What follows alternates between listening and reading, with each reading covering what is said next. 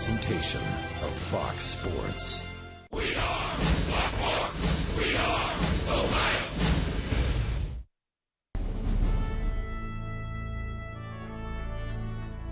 As the flowers rest on the decorated graves and the sunlight shines on the beautiful sailboats, Uncle Sam whispers in my ear about how we should care for the soldiers and remember the ones that have died.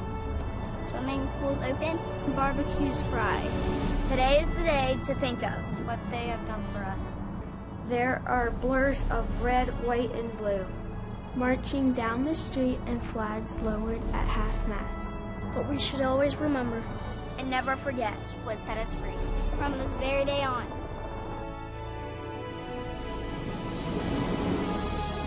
Love you, Dad. I love you, brother. Get home soon.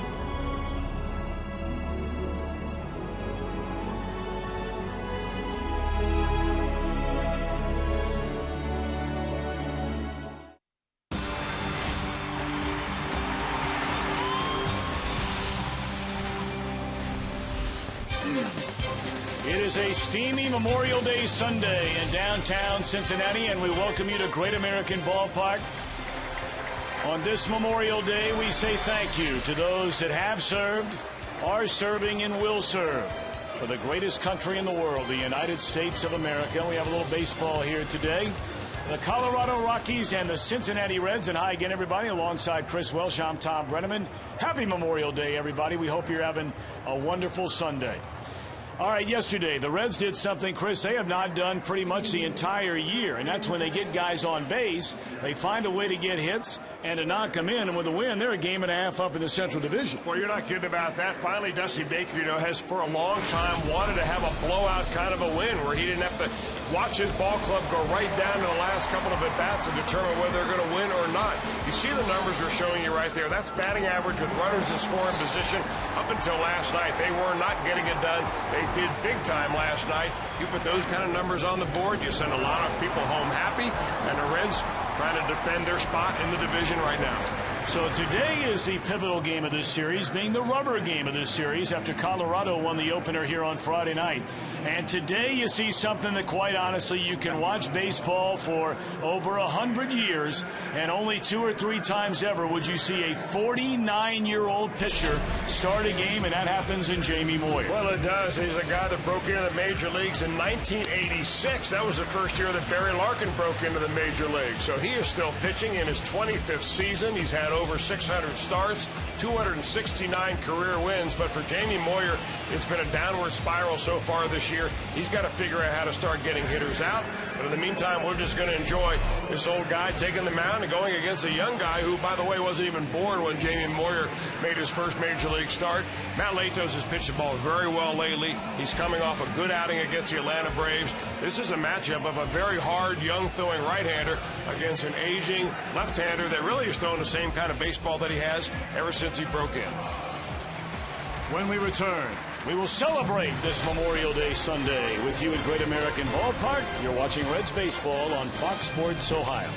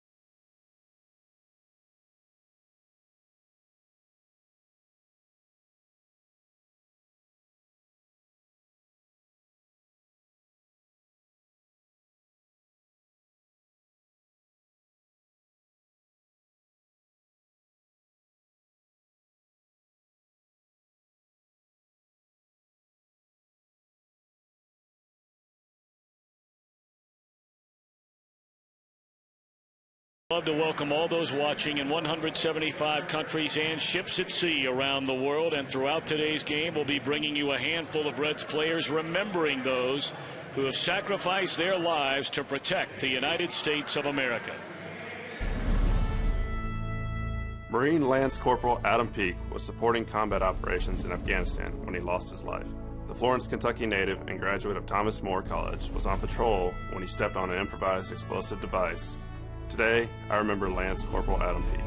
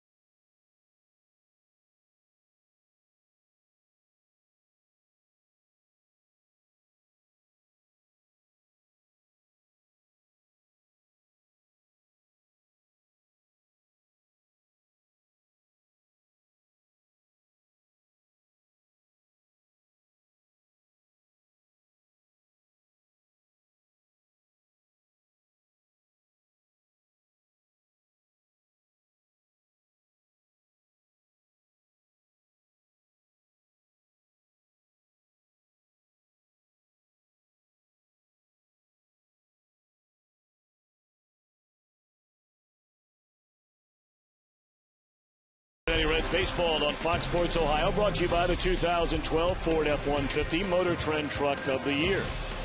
By Cincinnati USA, let us be your travel guide. Visit CincinnatiUSA.com. And by Skyline Chili, game time is Skyline time. Stop by your favorite Skyline Chili today. Great American Ballpark, good crowd on this Memorial Day Sunday. Hope you and yours are having a terrific weekend. Reds trying to win this series against Jim Tracy's Colorado Rockies in his starting lineup.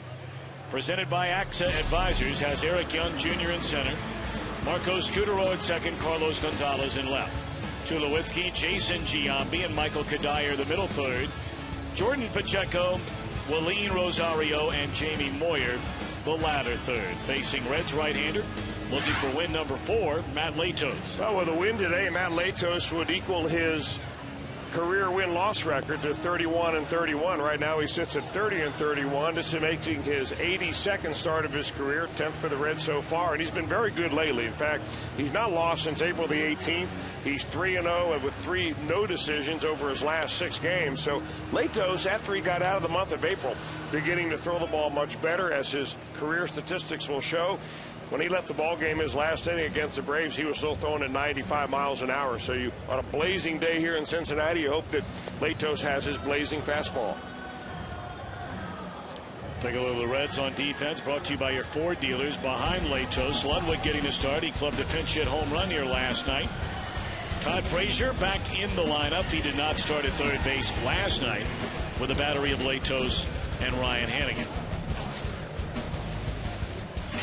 While it is very, very warm, and temperatures with the humidity expected to climb into the mid-90s, for a better part of the morning in this early afternoon, we have had enough cloud cover, Chris, where you're not getting beaten down on by that sunshine. You're right, actually kind of comfortable out here. Once you acclimate yourself to the humidity, if you dress right, you know, wear shorts, T-shirts, whatever, come out here and enjoy a nice ball game. But you know, from the Reds standpoint, they're thinking about the win, not the weather.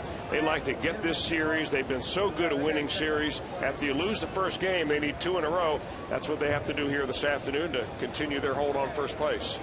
Gain another game on the Cardinals, who have been handled 3 straight days by the Philadelphia Phillies, with 1 more to go in that series in about an hour. There's strike 1 to Eric Young Jr., and we're underway.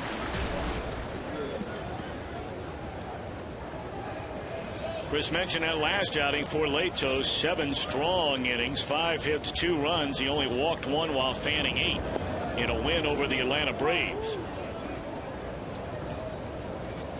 In the month of April, 5 starts for Latos, the ERA of nearly 6. He had 4 starts here in May, and this will be his final one this month. A 2-0 record with an ERA of under 2.5. Of course, with Matt Latos coming over from the Padres, their Western Division, just like the Colorado Rockies, so he's seen this Rocky team a fair amount. There are the numbers that you're talking about. April and May, earned run average way better here in May. He's pitched the ball a lot better, and that can be same said for his whole career. I don't know why, but Latos is one of those guys that just a little bit of a slow starter. Latos, in fact, made 4 starts last season against this Colorado team. 3 of them were in Denver. Yeah, overall, he's 3-2 against them, good earned run average. And if you take the composite batting average of the Rockies roster against Latos, it's not very good. Right around 230.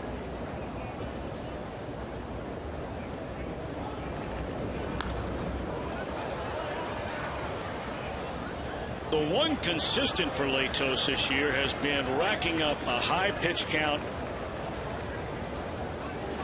in a very few number of innings.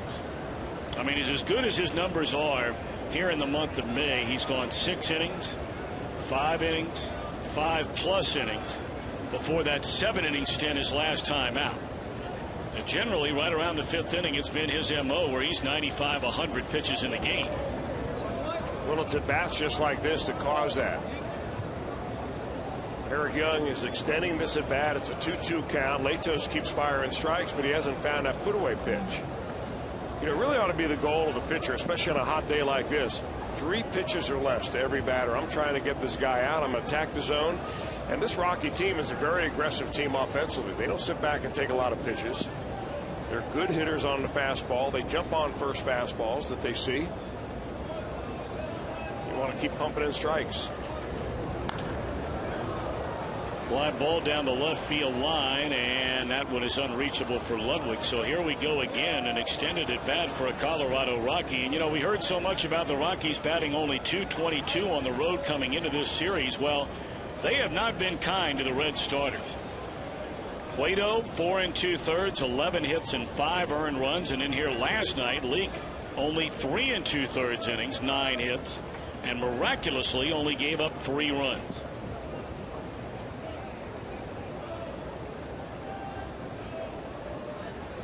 So pitch number 8 to the leadoff man, Eric Young Jr. is on the way from Latos.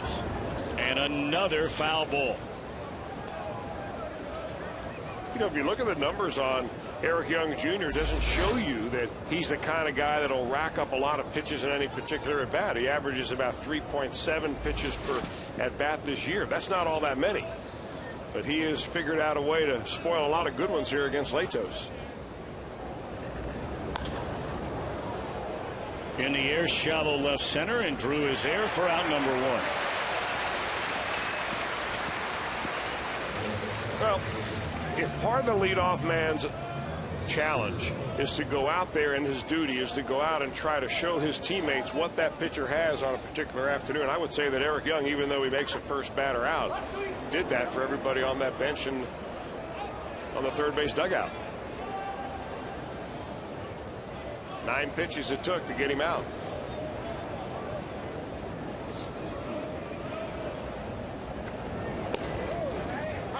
Strike 1 of the second baseman, Marco Scudero. Reds piled up 10 runs last night on 12 base hits. They hit 3 home runs. 3-run homers by Heisey, his first of the year. A 3-run pinch hit home run by Ludwig, the Reds' first pinch hit home run this season. And Devin Mesoraco hit his second home run on this homestand.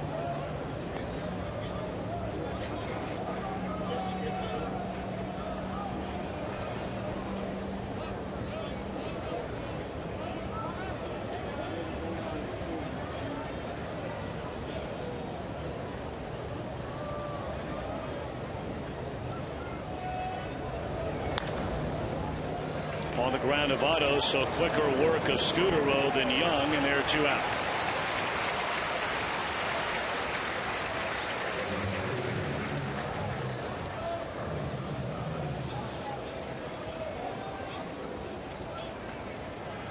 Carlos Gonzalez hitless in 4 at-bats here last night. In fact, Reds pitching struck him out 3 times. Leake got him once. J.J. Hoover got him. And Sam LeCure, boy, did LeCure look good last night. The entire bullpen again is just lights out. I mean, every time Dusty Baker picks that phone up to warm somebody up, the guy brings in seems to throw up a 0. It's just uncanny how good that bullpen has been. Well, the Reds are going to see the only team in the National League that, as far as earned run average is concerned, is better than this Reds bullpen. That'll be the Pirates. So they must be having a heck of a year, because we know how good the Reds pen has been. Pirates are 2 games under 500. They're playing at home in just a little while against the Cubs, going for the sweep of that series. It's lined right at Ludwig, and the inning is over.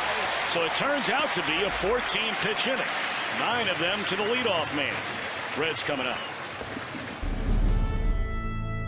Marine Corporal Christopher Tyler Warndorf of Burlington, Kentucky, died August 29, 2006 in Iraq. Today, I remember Corporal Christopher Tyler Warndorf.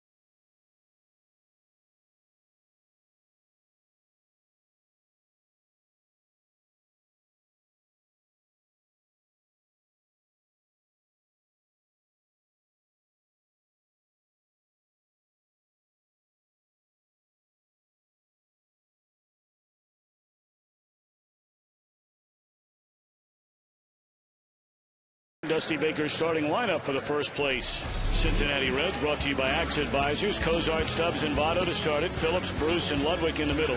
Todd Frazier, Ryan Hannigan, Matt Latos against the ageless wonder, 49-year-old left-hander Jamie Moyer.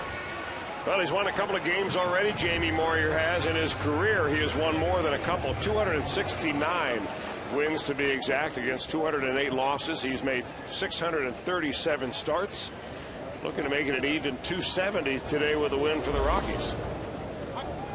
And you know, the interesting thing about Jamie Moyer, he pitches nearly the same way right now than when he broke into the major leagues back in 1986. He was never an overpowering pitcher. He never racked up a lot of strikeouts. He was always around the plate, changing speeds, getting ground balls, and here he does that with the leadoff man. Moyer ranks 16th on Major League Baseball's all-time games started list. Chris mentioned it, A638. 39th on Major League Baseball's all-time innings pitched list, over 4,000 of those. And he needs only 9 more starts to tie Tom Seaver for 15th on the games started list. He's won 269 games. And needless to say, he leads all active Major League pitchers in wins, starts, innings, and strikeouts.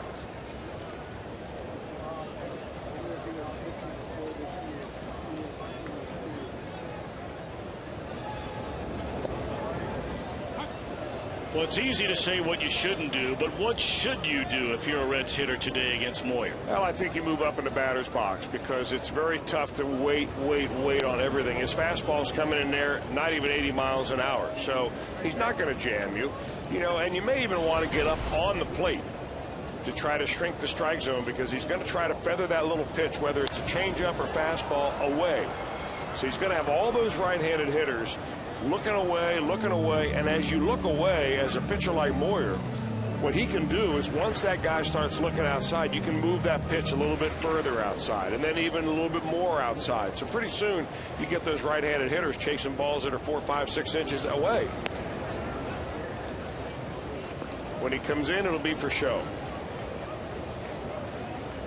When Moyer made his first pitch in his first start this year, there's only one pitcher ever that has been older and made a major league start than he was. That was Satchel Paige. Here's a ground ball to short for out number 2. Satchel was 59 years old when he started for Kansas City back in 1965. Colorado defensively presented by your Ford dealers. It has not been a pretty series on defense. Pacheco, a huge error at third base here last night. Jason Giambi, his first start of the series. And Rosario back behind the plate after sitting out yesterday. Here's Joey Votto, red hot. 4 hits 2 nights ago. Last night, came back strong and swinging a hot bat again. At 2 hits, was on base 3 times. It's the first time this year that Votto has had back-to-back multi-hit games this season, and that one is launched into right center field. 1-0 Cincinnati.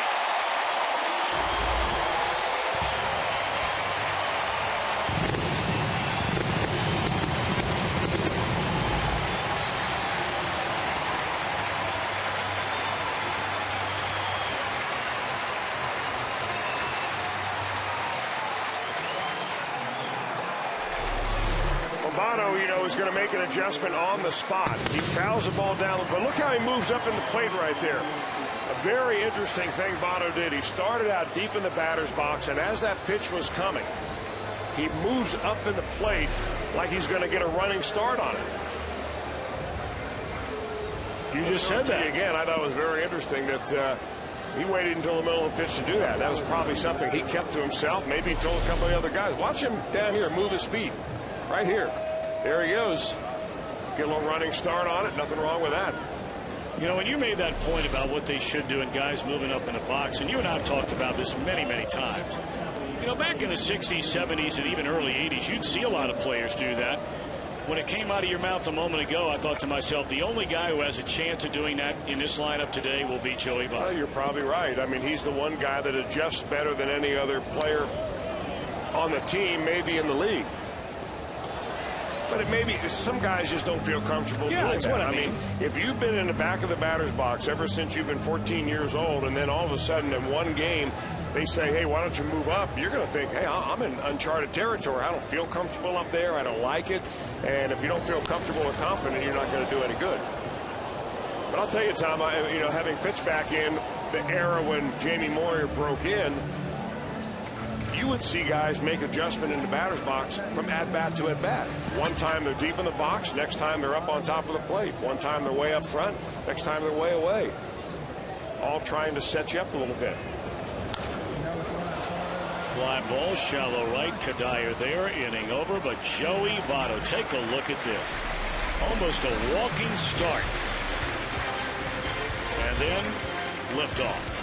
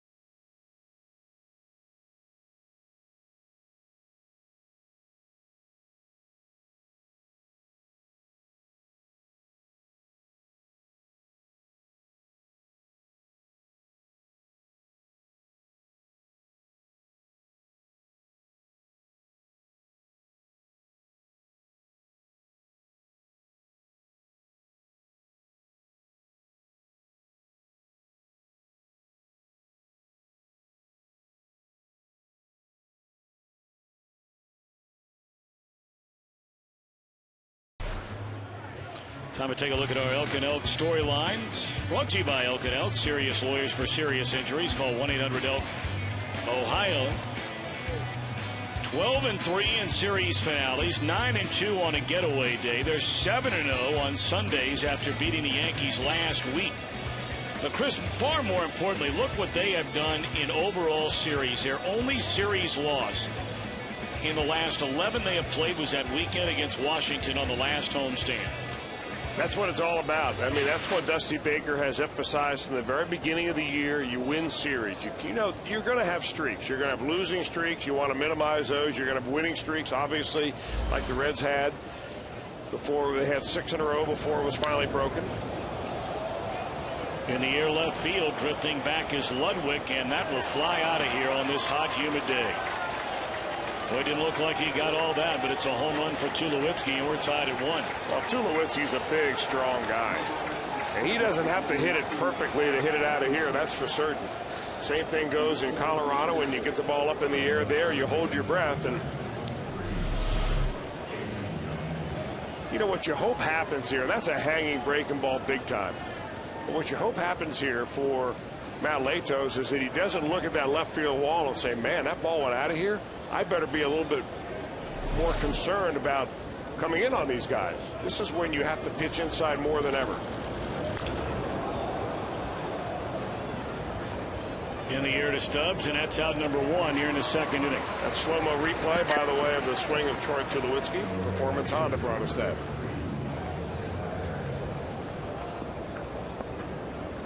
Tulowitzki's home run trap in the estimated career building 68 feet, 26 feet.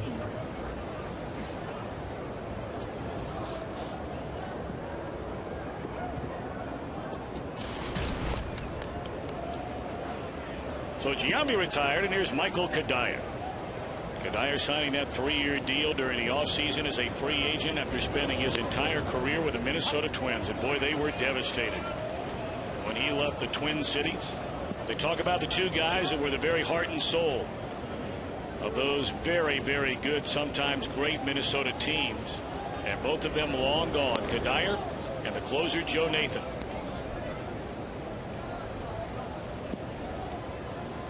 Nathan now cleaning things up down in Texas.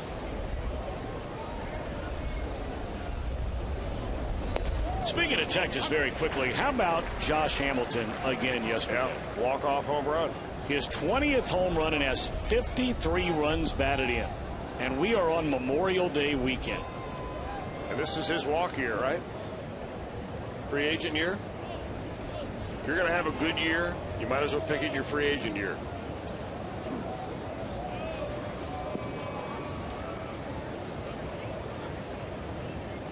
One and two on Kadire, and Latos rocks, kicks, and fires, and it's in the dirt to even the count of 2 balls and 2 strikes. Kadire's had some pretty big years for the Twins. In fact, he had one year in which he had 32 home runs. 2 other times had more than 20. So he's just a good, solid hitter, good player.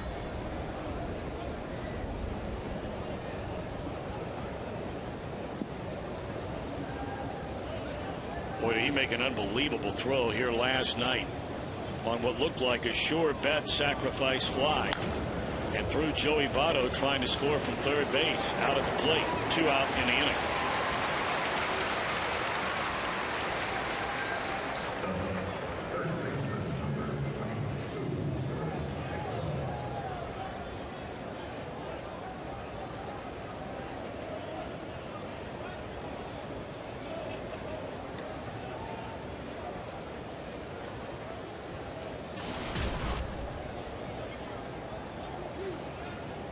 One in, 2 out, and now it's Jordan Pacheco. Right now, he's the hottest hitter in the entire National League. At least he's carrying the longest hitting streak in the National League. Extended it to 11 games. He had 3 hits and 4 at-bats here last night. By the way, the 3 hits, a new season high for Pacheco.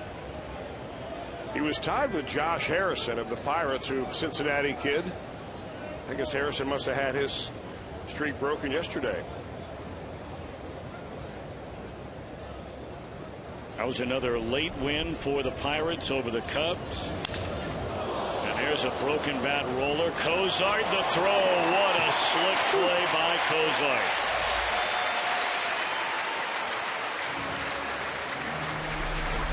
Tulowitzki's home run ties a game at 1 after an inning and a half.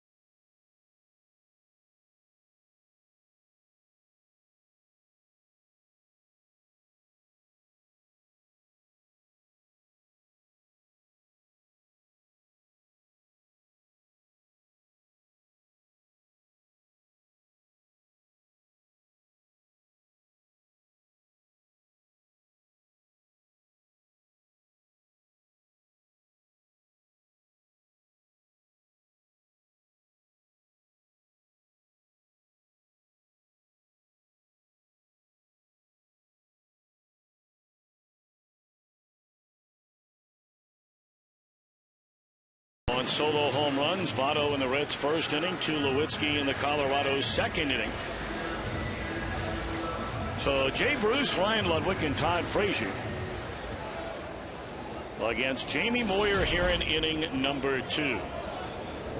I wonder if Jay Bruce will take upon the same approach that Joey Votto did, running up in the batter's box a little bit just to make sure that he doesn't get fooled on the timing of a pitcher throwing so slow. High fly ball, same result as Joey Votto. And how about Jay Bruce? Maybe the worm is turned.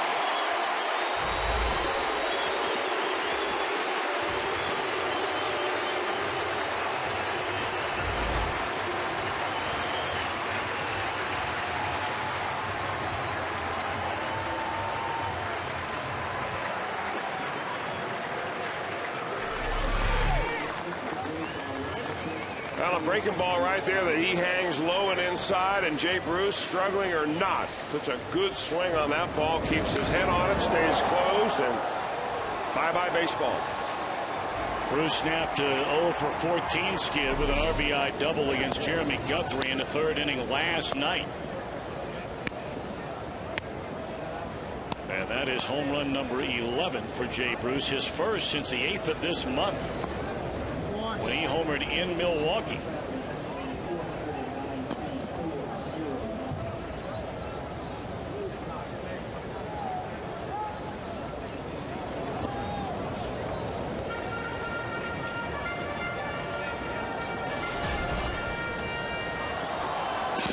Jamie Moyer, by the time he was 30 years old, had been cut by 3 different teams. In fact, it had gotten to a point where he was offered $12,000 a year by the Cubs organization to work as a part-time pitching instructor, and he decided to go be the closer at AAA Toledo in the Tigers organization. That one is hooked foul. He missed all of last year, you may remember, following Tommy John surgery. As recently as 2008, he had 16 wins, won a World Series with Philadelphia. Well, you got to respect Jamie Moyer, though, so much.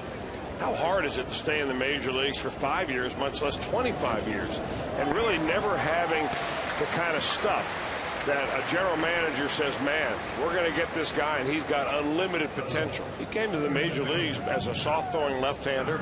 He only had 1 season, I think, in his entire career where he's given up fewer hits than innings pitched, which is one of the big barometers that you go by when you judge pitchers and their ceiling and so on. Well, we talked about the man that he's opposing on the mound today was not even born yet when Moyer made his first career start for the Chicago Cubs against the Philadelphia Phillies at Wrigley Field. And boy, you talk about a twist of fate. In his major league debut, he was pitching against his boyhood idol. Moyer grew up in Pennsylvania and grew up idolizing Steve Carlton. And that's who he beat in his major league debut. I bet if you ran the name Steve Carlton by all the 25 Reds players, you'd probably find 5 of them who had never heard of him before.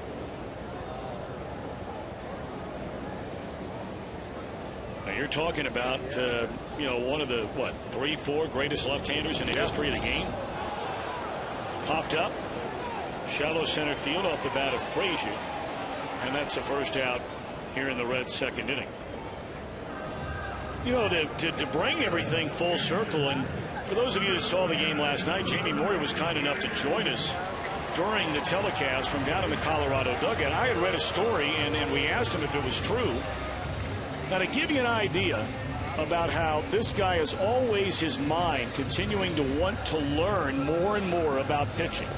In 2009, when the Phillies were in the World Series against the New York Yankees, Steve Carlton was throwing out the first pitch in Game 4.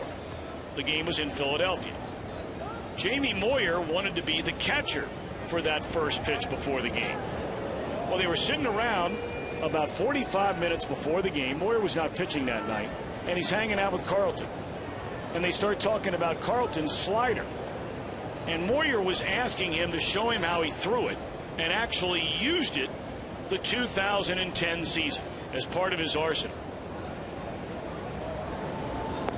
Well, if a guy like Moyer can continue to learn at age 40 or 49, that ought to be a lesson to some young guys that are sitting around. Some of these guys come up and because they've read their own press clippings feel like they know everything. It's a great model to model yourself after right there. Even that look. He's got that 80s look right here with the socks. You don't see those stirrups anymore, do you? I think they're hard. Nice. I don't even think you can go to a sporting goods store and find them anywhere. Double play ball here, and that will end the Reds' second inning off the bat of Ryan Hennigan. But Votto in the first, Bruce in the second. Long balls to put the Reds in front 2-1.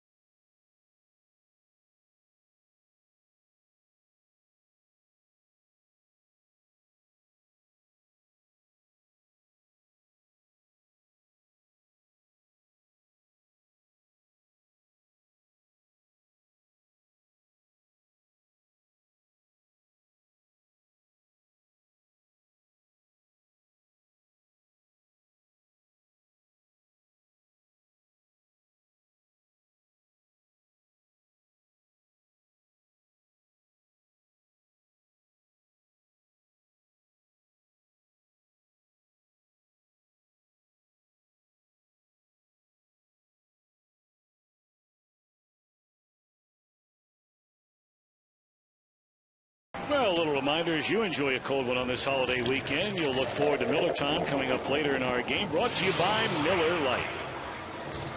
Cheer on the Reds. They'll take on the Tigers in interleague play Sunday, June the 10th, 2 weeks from today. And take advantage of the Meyer family deal. When one member of the family purchases a full price ticket, they get the option to buy 3 additional tickets at half price. Plus, on Sunday, June 10th, the first 8,000 kids 14 and younger get a Drew Stubbs die-cast toy car presented by Tri-State Chevy dealers. Sundays are family days right here at the ballpark. 381 Reds for tickets or visit reds.com.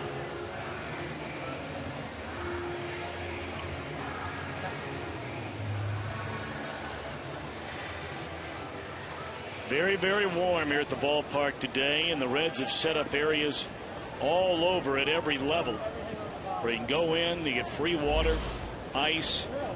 They have misting stations in multiple locations to give you a chance to find somewhere to cool off for a little while. Today you need them.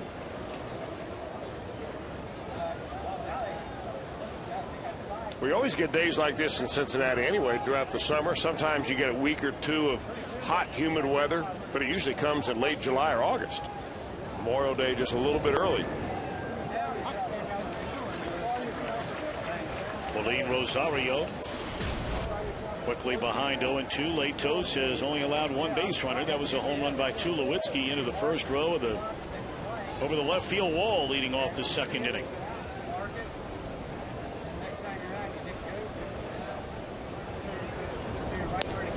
Whoa, pretty good pitch right there.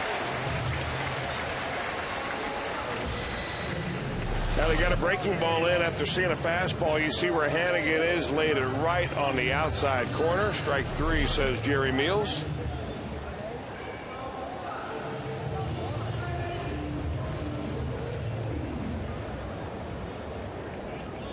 The other thing about Moyer, I mean, we're talking about all these things he's done as a pitcher. Bear in mind, when he knocked in a couple of runs with a base hit earlier this season, he became the oldest player ever to knock in a run in a Major League Baseball game. That would be a great trivia question. Too bad you just gave the answer. Well, then you ask the question, who held the record? And it wasn't all that long ago, brother. You know what I'm talking about, don't you? There's a swing.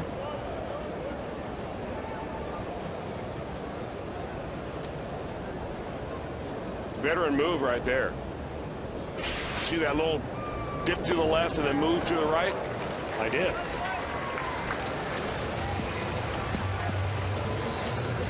I've seen you do that out on the dance floor. Actually, right up here in the booth being the dance. I have done it here in the booth.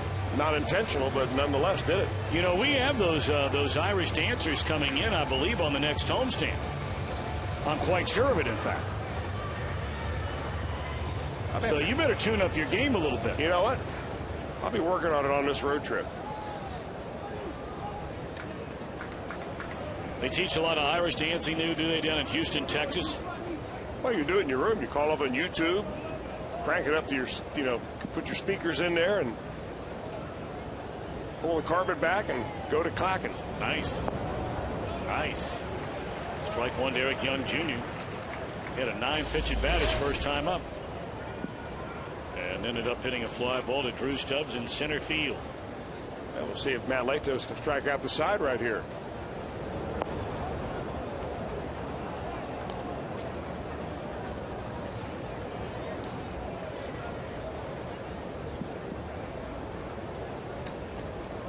He'll take a quick out on a ground ball here. Save that energy and save that pitch count. And there's a tapper to Votto. Will he handle it himself or go to the pitcher? He feeds it to Latos, and that'll end the inning. So 1-2-3 frame for Matt. Reds lead 2-1.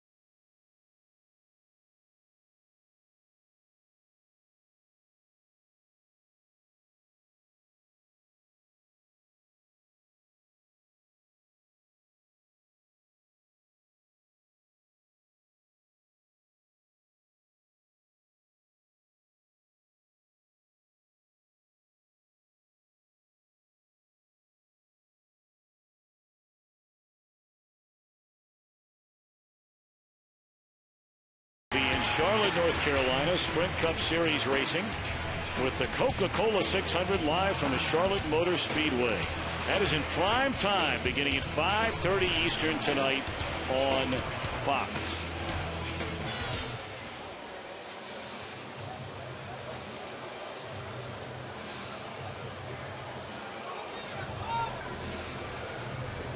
Jamie Moyer making his team-leading 10th start of the year for the Colorado Rockies. Earned his way onto this pitching staff in spring training. And while 3 of the starters in the original rotation have either been hurt or sent back to the minor leagues, here you have the 49-year-old has not missed a start. Reds lead 2-1. And Latos hit on the left arm by that pitch up in the strike zone.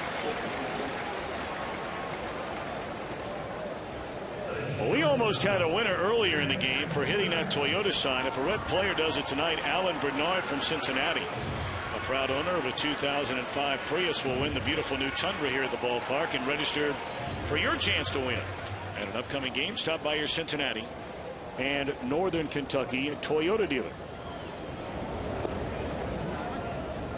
Zach Cozart showing bunt. And it's a strike. He offered at the pitch. Cozart grounded out to Scutero, the second baseman, his first time up.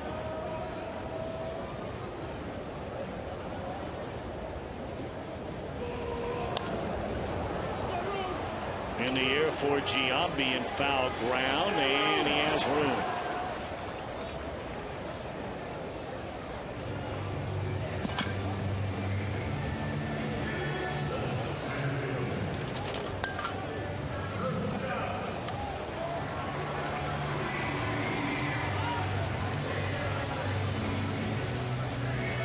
Well, Jamie Moyer, you know, we've told you the year that he's broken in. That was in 1986. When he made his first start against the Cincinnati Reds, it was in August. Moyer pitching for the Cubs. He beat Teddy Power in a ball game. He went 5 2/3 innings on August the 26th, 1986, or 22nd, 1986. He gave up 8 hits, did not give up a run in that ball game. He walked 5 and did not strike out a batter. And his lines, that's pretty much his pitching line throughout his whole career. Gets a lot of those. Really ran it up and in on Drew Stubbs, who pops it up. You know, it just goes to show you, if you're a young pitcher sitting at home watching this ball game, and you're watching Jamie Moyer, and your coach has told you, hey, you got to pitch inside. And every time you try to pitch inside, you overthrow it, and you try to throw it as hard as you can. That pitch inside that just jammed Drew Stubbs was timed at 79 miles an hour. I mean, let's face it, if Jamie Moyer goes to a tryout camp, he doesn't even get a second look. Votto homered off Moyer to right center field in the first inning. Stay away from him on the first pitch here. Ball 1. So in that game against the Reds that he pitched, he beat Teddy Power. Ron Davis got the hold in that game for the Cubs. Ron Davis is the father of Ike Davis, the first baseman for the Mets right now. Lee Smith picked up the save in that ball game. Barry Larkin got a base hit off of him in that ball game. Tony Perez was in the lineup.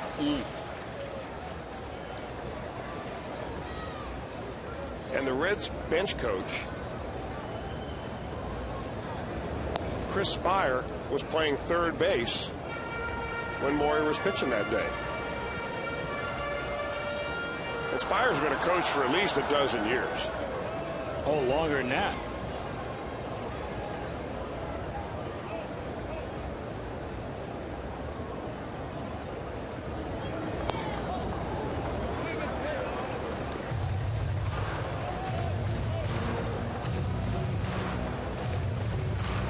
Look at the body on it. In good shape. They talked about it yesterday.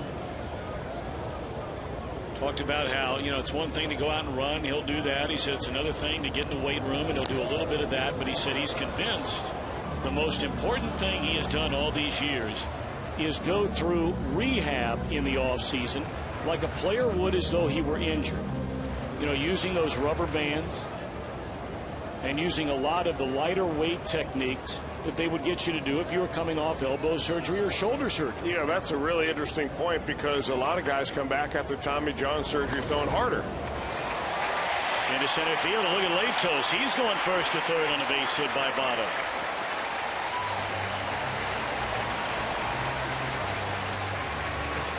Votto looked like he almost slowed his swing down that time to kind of guide the ball right back through the middle like a tennis player tries to guide the ball down the baseline. Usually you see him like rip it through the strike zone. That time he just kind of feels his way through that zone.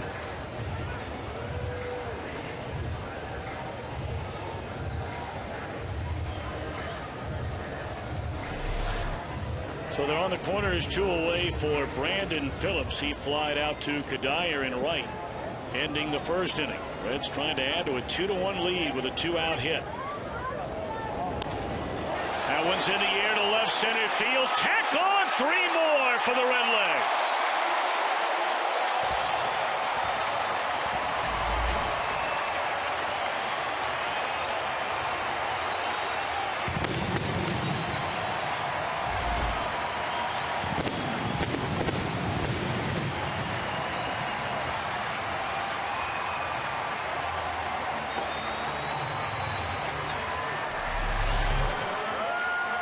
Brandon Phillips picks on a curveball right there, and he was very patient. He waits for this ball to break. He stays right on it.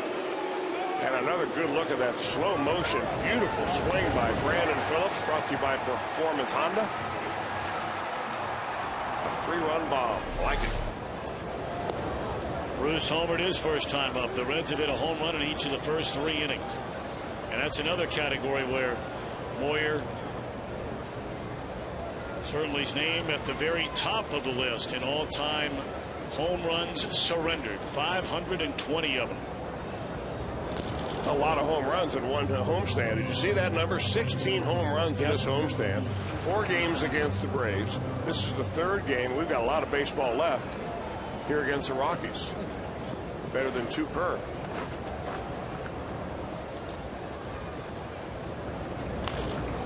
That's the only way they were scoring for the entire Atlanta series. You know, just to follow up on your point about Jamie Moyer, what he does in the wintertime to rehab. I mean, even if he's not rehabbing, he makes like he is rehabbing. A lot of guys go through Tommy John surgery. They come back next year, they throw harder. So people think it's Tommy John surgery that made them throw harder. That is not the case. It's actually the rehab, the work you put in that gets your arm in really the shape that it should be in. So when you do come back, you end up throwing the ball actually better than you did before. It's not the magic of the surgery, it's the magic of the work. And that's probably the only reason why Jamie Moyer is still pitching in the major leagues at his age. Well, you see the number he wears on his jersey. That's what he'll turn his next birthday. Well, he hopes to be in the big leagues. Unfortunately, though, for Moyer, the trend that he's had today has happened over here the last 5 games. He's been hit very hard the last 4 or 5 games. He's given up 22 runs in 25 innings coming into this ball game. Struck out Bruce on a curveball to retire the side, but it was Votto in the first, Bruce in the second, Phillips in the third with 2 aboard. Reds lead 5-1.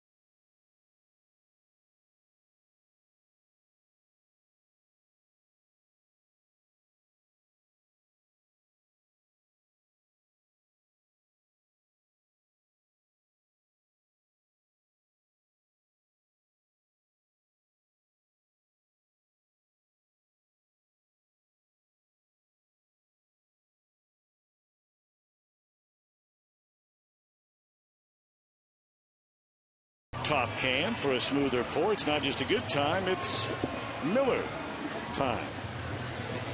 Will be part of the 11th annual Subway Redlegs Run, Saturday, June the 2nd. That's next Saturday. And you can fundraise for the Reds Community Fund, and by doing so, be rewarded with Reds tickets, signed memorabilia, and so much more. It all benefits the Reds Community Fund. For more information, visit reds.com/run. Back-to-back 9-pitch innings for Matt Latos.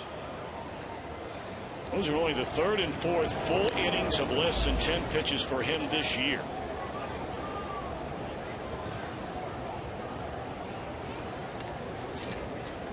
Well, like we commented on early in the game, Tom, that's should be your goal as a pitcher today. If you want to go deep into a ball game, you've got a couple of things working against you. Number one, the opposition, it's always there. But number two, the weather. And if it's hot and humid and you start running out of gas and your fastball starts slowing down because you've run your pitch count up early on, you're never going to get to that 6th or 7th or even 8th inning. And it's been proven so many times, maybe not this year in the case of the Reds because their bullpen's been so good, but the closer you can hand the ball to the closer, the better your chances of securing a win. Popped up, shallow right center field. Jay Bruce is waiting, and that's out number one. Only one base runner allowed by Latos, and that was a solo home run by Troy Tulowitzki in the 2nd inning.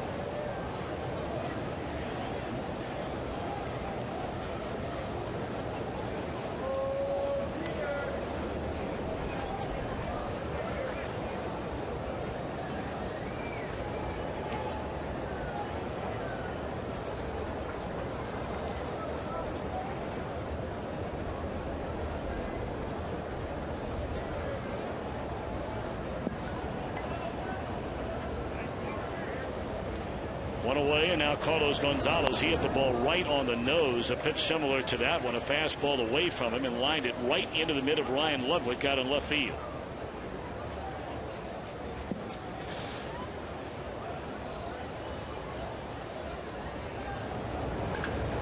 And he's hit a long drive down the right field line. If it's fair, it's gone. It is fair, and it is gone. That ball clobbered by Gonzalez, and that makes it a 5-2 ball game. His 9th home run of the year.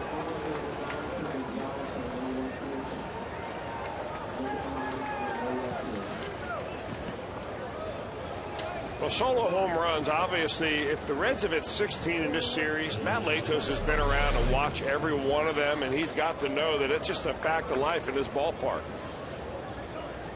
That pitch, though, to a left-hander down and in with a slider, that's a good wheelhouse spot for Carlos Gonzalez. And the 2 home runs that Rockies have hit so far this afternoon, both have come on breaking balls. One a hanger to Tulowitzki, and that one that kind of came right in the wheelhouse of a lefty there.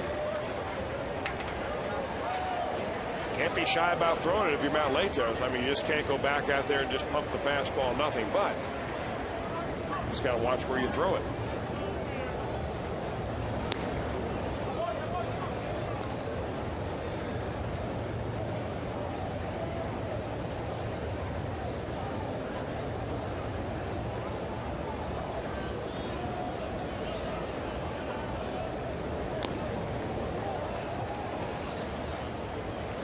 One on Tulowitzki, 1 on, 1 in, or 1 out, 1 in, and the Reds with a 5-2 lead. We're in the top half of the 4th inning on this steamy Sunday afternoon at Great American Ballpark. Reds with a win today would end this homestand with a 6-1 record.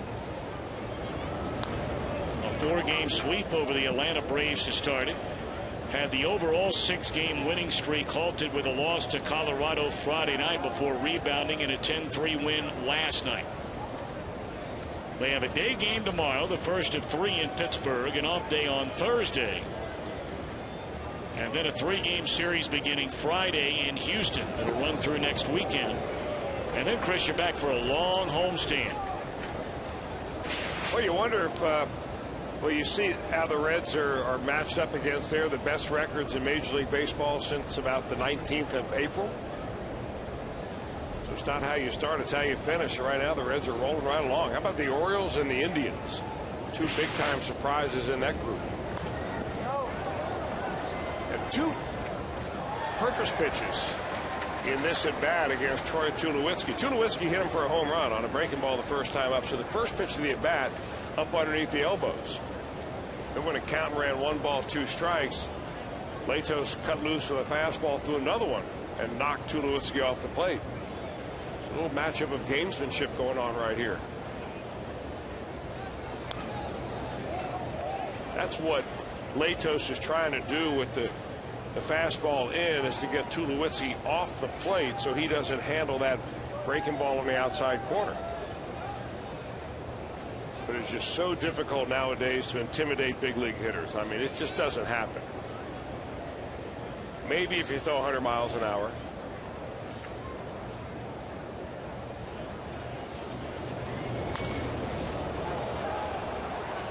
Foul ball.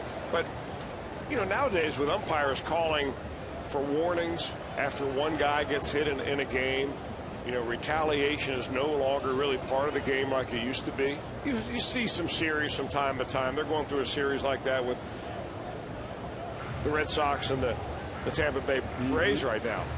But for the most part, you don't see that. Beanball wars. Because a manager gets thrown out of the ball game, the pitcher gets thrown out of the ball game, and you just don't. Umpires seem to take control more. Boy, that Tampa Bay Boston thing takes on a new meaning and a new spin, seemingly by the hour since all of that began on Friday night. Latos will take care of Tulowitzki this time on the fly ball to Jay Bruce. That last fastball by Latos measured at 97 miles an hour. Man, he was riding it right on up there.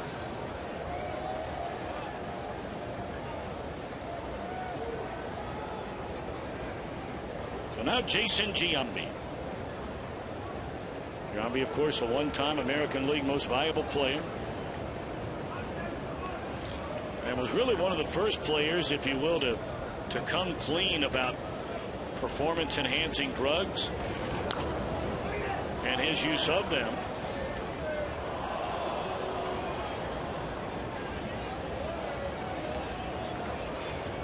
Well, back in those days with the A's, they had some good teams and they had some good players, and Giambi was the best of the group. Great eye at the plate. Good leader in the clubhouse. 0-2 the count. I mean, you know, we've talked about this, Chris, all the time. I mean, none of us agree with it. Nobody likes it. But the fact of the matter is there's an entire generation of players where a lot of them were doing that stuff. And it will be interesting to see as the years go by how Hall of Fame voters, and those are only the writers, nobody else, how they address really that situation in terms of who you put in and who you don't into baseball's Hall of Fame.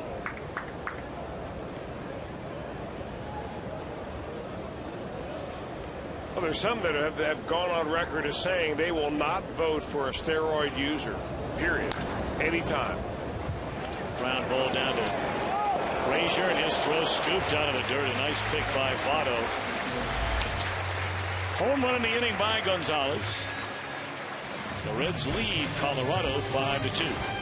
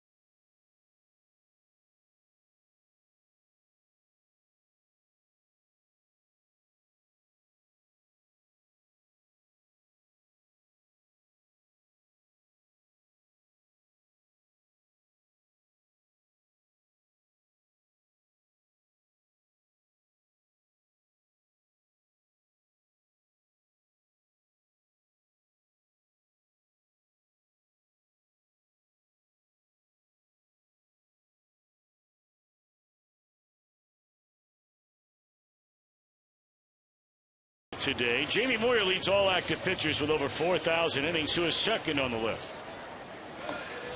Give it a little while to think about that.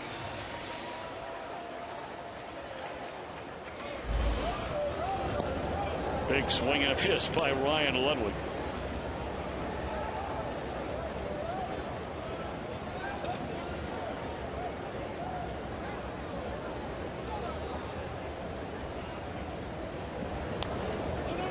Reds have homered in each of the first 3 innings. Solo shots from Votto in the first, Bruce in the second, a 3-run home run by Brandon Phillips in the 3rd inning.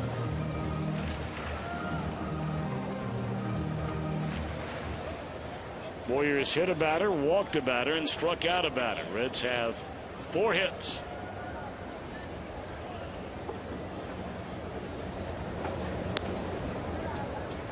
Cardinals and the Phillies will be getting started in about 5 minutes from now. We'll keep you up to date on that one. Pirates all over the Cubs early. It is 3-0 in the second inning. The Cubs have lost a whopping 11 consecutive games. But the way they lost that ball game last night, bases loaded, hit by pitch. Well, when you lose 11 in a row, you've exhausted every different way you can possibly lose a ball game.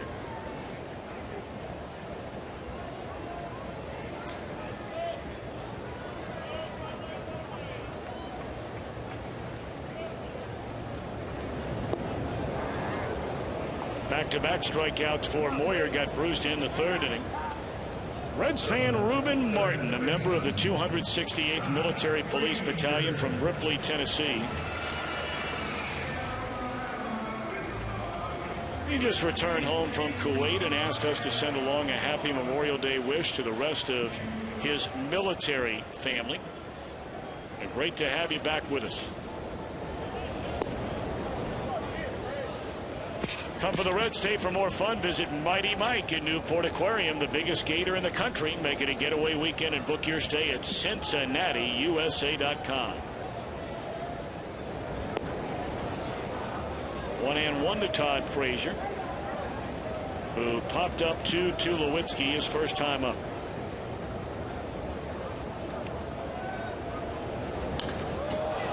That's in the air to left field, and that is going to fly out of here on a broken bat to the 5th row. I don't think it was a broken bat. I think he threw the bat at the ball. I don't think I've ever seen that before.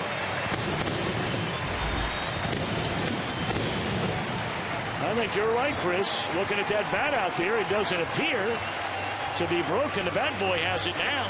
He had a big swing on the first pitch and came up empty. Here, this is a home run swing right here.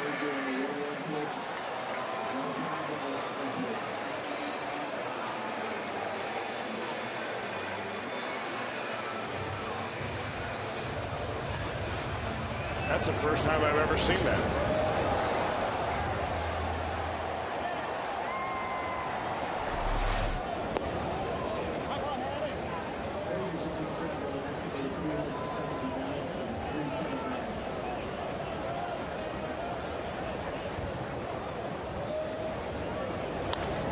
On the ground, back up through the middle. Tulowitzki gets there. The pirouette and the throw pulls Giambi off the bag. I'm sure that'll be an infield hit.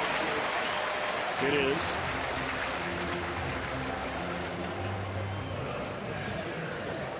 Well, Tom, I got to tell you, in ballet, it's called a pirouette. In baseball, it's a 360. I know you're a fine arts guy, so I'll give you. I'm not that much of a fine arts guy, actually. There it is. That's the 360. Now, if you want to tell Troy Tulowitzki he looked good at a 2-2, be my guest. No, that'd be a little more up your alley, but I'll tell him that he might look nice in a, maybe in a special Nutcracker edition that we have, the great one here in Cincinnati. He'll come back in the wintertime and maybe have an appearance of some kind as Latos advances a runner with a bunt.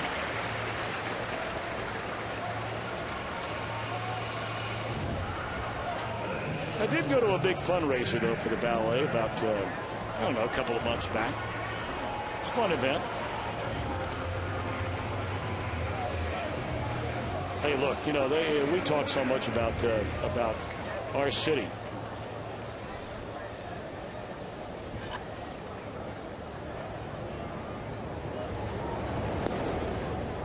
there is among so many great things and the reason why all of us call it home, but if there is certainly among many an area that maybe more than any other stands out, it certainly would be the arts here in Cincinnati.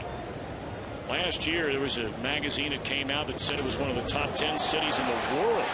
There's a drive into right center field, and that's up against the wall. That'll bring in Hannigan on a double by Cozart, and the Reds lead 7-2.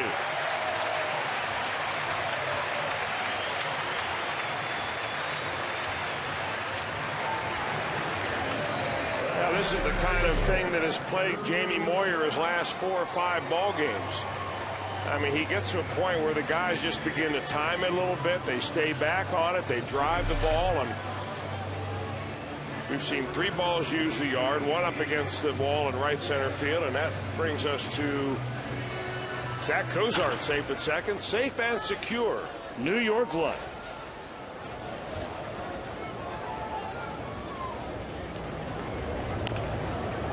The third base line, foul off the bat of Stubbs, who's hitless in 2 at-bats.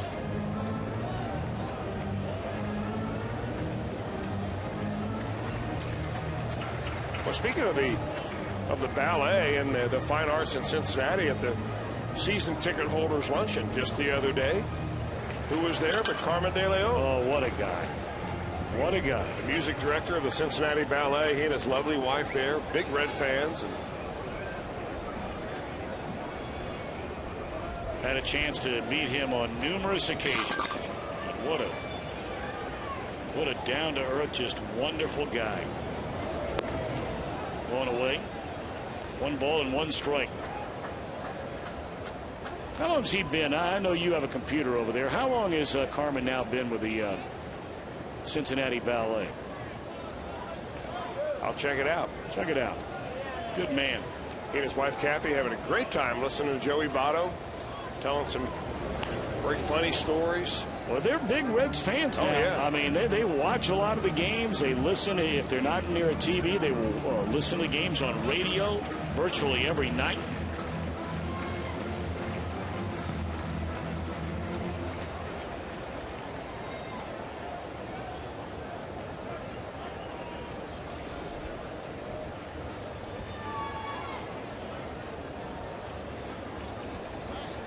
One and 2 the count on Stubbs. Runner at second base. 2 runs home. Reds have scored in every inning.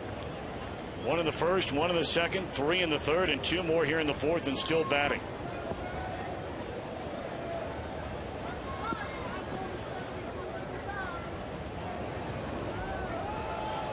No activity in the Colorado bullpen. Much like the Reds, they have had to use it with such frequency that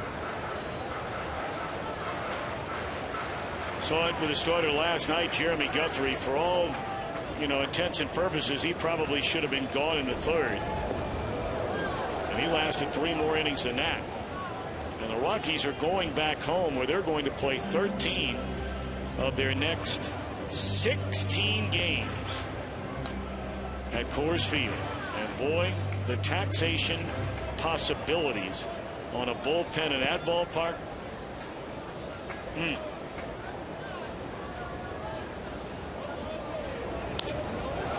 That's in the air to left field. Gonzalez with room, and the inning is over. But the Reds get a couple of more runs. We move to the 5th.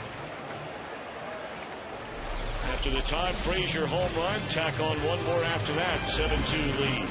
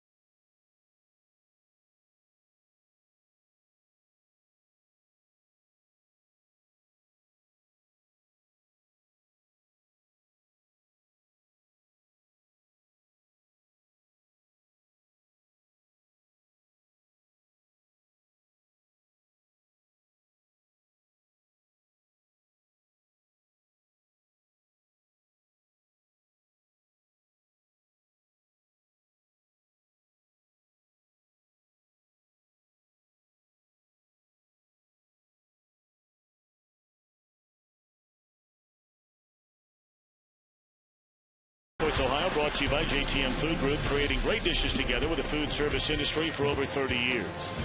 By your Cincinnati and Northern Kentucky Toyota dealers. Visit buyertoyota.com. And by AT&T, the nation's largest 3G network. AT&T, rethink possible. Along the banks of the Ohio.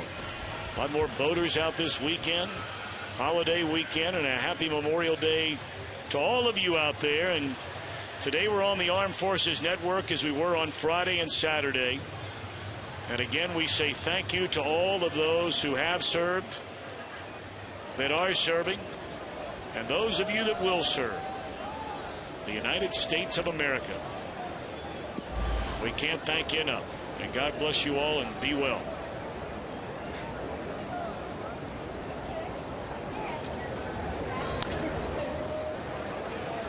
Michael Kadire to be followed by Jordan Pacheco and Willeen Rosario here in the Colorado fifth. Reds with a 5-run lead for Matt Latos.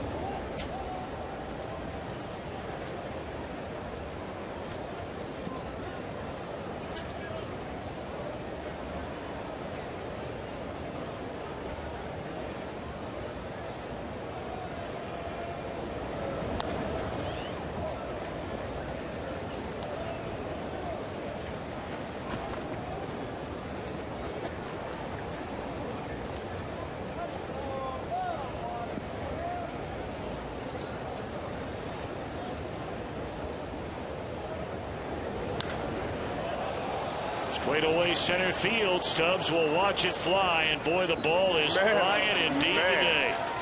That went off the black batter's eye on the lower level of the Cincinnati Bell pilot house out there. And that makes it a 7-3 game. 3 solo home runs for the Rockies.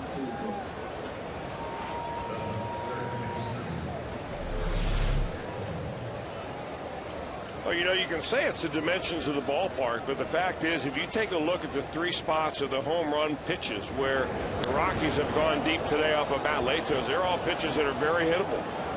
One decent one was down and in to Carlos Gonzalez, but he likes it down and in. That was a hanging, I guess that what you can't call it a hanging fastball, but it was right down Broadway for Kadire. Tulowitzki's was a hanging breaking ball.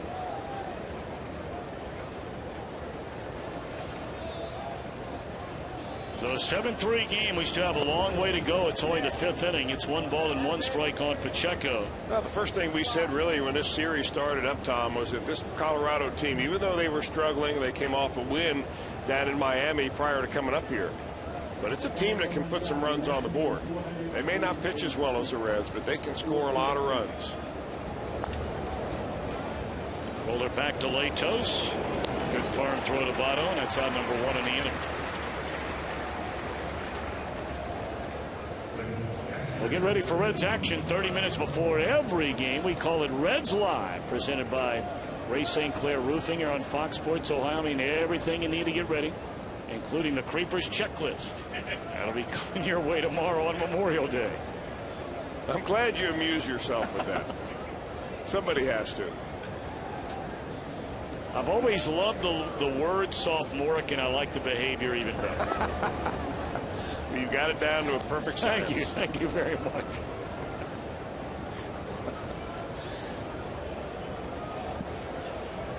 You know, you haven't delivered the goods on that lately. I mean, it's part of our promo each and every day about the checklist, and I think you've only done it, a couple of times on this homestand. It's actually been highly promoted and under-delivered. Yeah.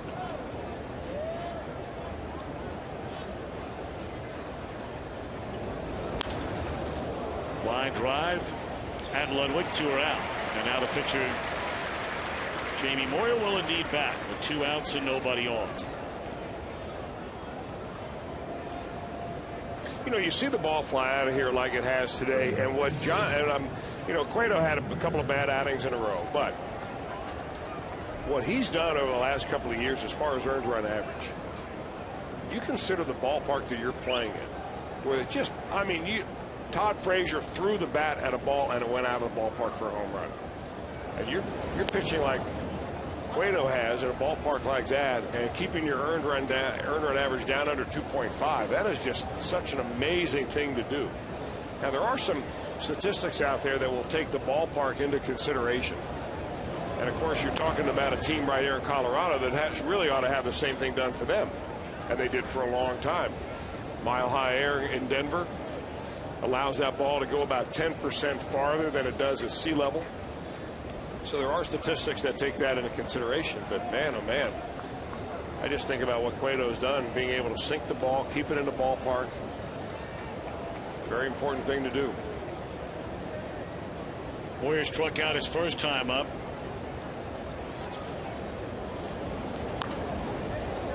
I'll tell you, their pitching must really be running on fumes right now. Yep. Because you're letting Jamie Moyer bat in the 5th inning, down by 5 after he's given up 7 runs.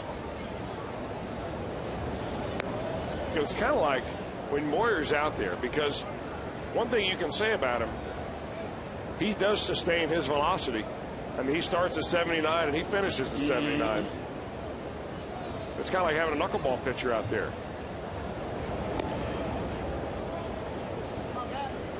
When do you take a knuckleball pitcher out? Certainly not when it stops knuckling, but when... Well, normally when your catcher's worn out from chasing balls to the backstop. Or your center fielder comes in winded. That's exactly right. There's strike 3, and that will retire the side.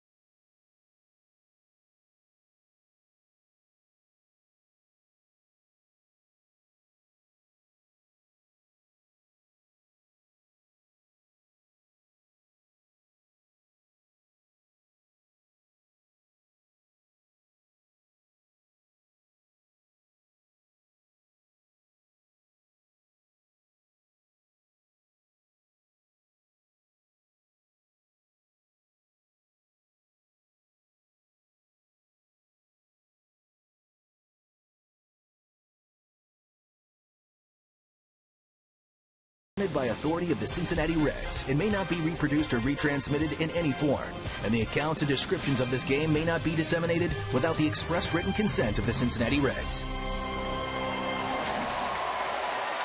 All right, time to answer now our AT&T trivia question. Jamie Moyer leads all active pitchers with over 4,000 innings pitched. Who is second on that list? Chris, did you even have a guess? I did not even have an answer. Oh, you know what? That's obvious. He was just in town here with the Atlanta Braves. Livan Hernandez. That was a guy that Bronson Arroyo was talking about more than Jamie Moyer last night when Bronson joined us in the dugout. Talking about, you know, yeah, he wants to be like this Livan Hernandez. Still flipping him up there many, many, many years from now. Livan threw the ball pretty well. We saw him the other night. Joey Votto to be followed by Brandon Phillips and then Jay Bruce. Already a couple of hits today for Votto. This time they'll get him on the fly ball to center, 1 out.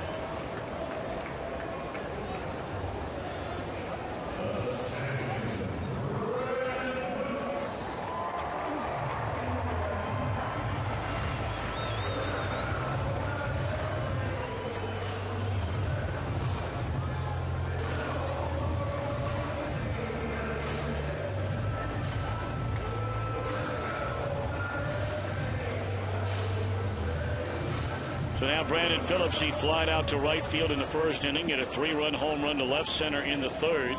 You know, we brought up at the beginning of this homestand that Brandon Phillips has been swinging the bat a lot better before the homestand began. But Chris, we pointed out that he had really not started to have any run production on a lot of those base hits. But my, oh my, how that has changed on this homestand.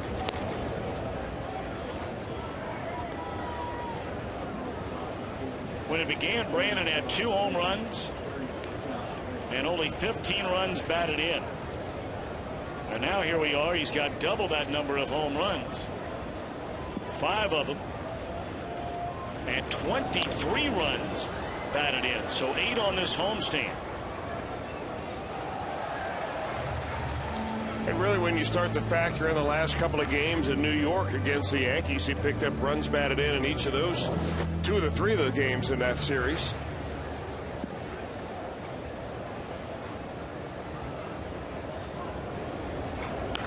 You know, he's still not your quote-unquote prototypical cleanup hitter. I think in a perfect world, Dusty Baker would rather have him somewhere else in the lineup, maybe second, maybe even at the top of the lineup like he was early in the year. But until one of those other guys steps up and can be the cleanup guy, it's going to be Brandon Phillips. Right now, you can't hardly argue with the success the Reds have had from one-loss standpoint.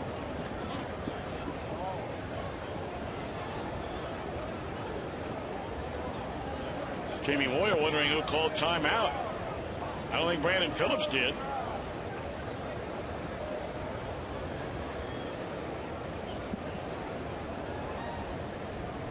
Two and two to count on Phillips.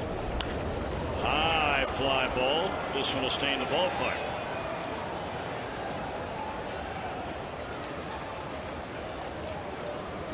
Well, let's take a little pitch-by-pitch look at this particular at bat with Jamie Moyer against Brandon Phillips. Nothing you're going to see is going to be overpowering. He went after with him with a breaking ball. There's a little fastball on the outside corner. Again, trying to feather the outside corner.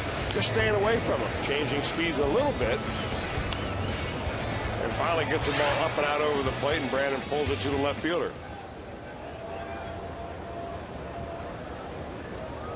Moyer is called pitching the ultimate truth or dare. He said, I love using the hitter's ego against them to get themselves out more than me getting them out. Obviously, he's had a hard time doing that here today, having given up 7 runs and 7 base hits. But golly day, if you were an organization when this guy finally does retire, whenever that might be, Chris, I would imagine that he will have a job somewhere very quickly if he wants to stay involved in the game of baseball with all the knowledge this guy could impart on an organization's young pitchers.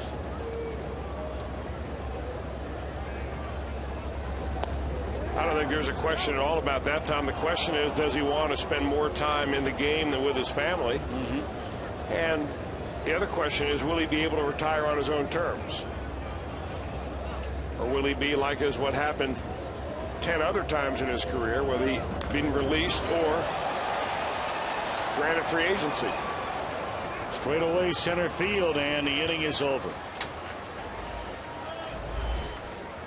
First time the Reds have been scoreless in an inning today. They lead as we go to the 6th, 7-3.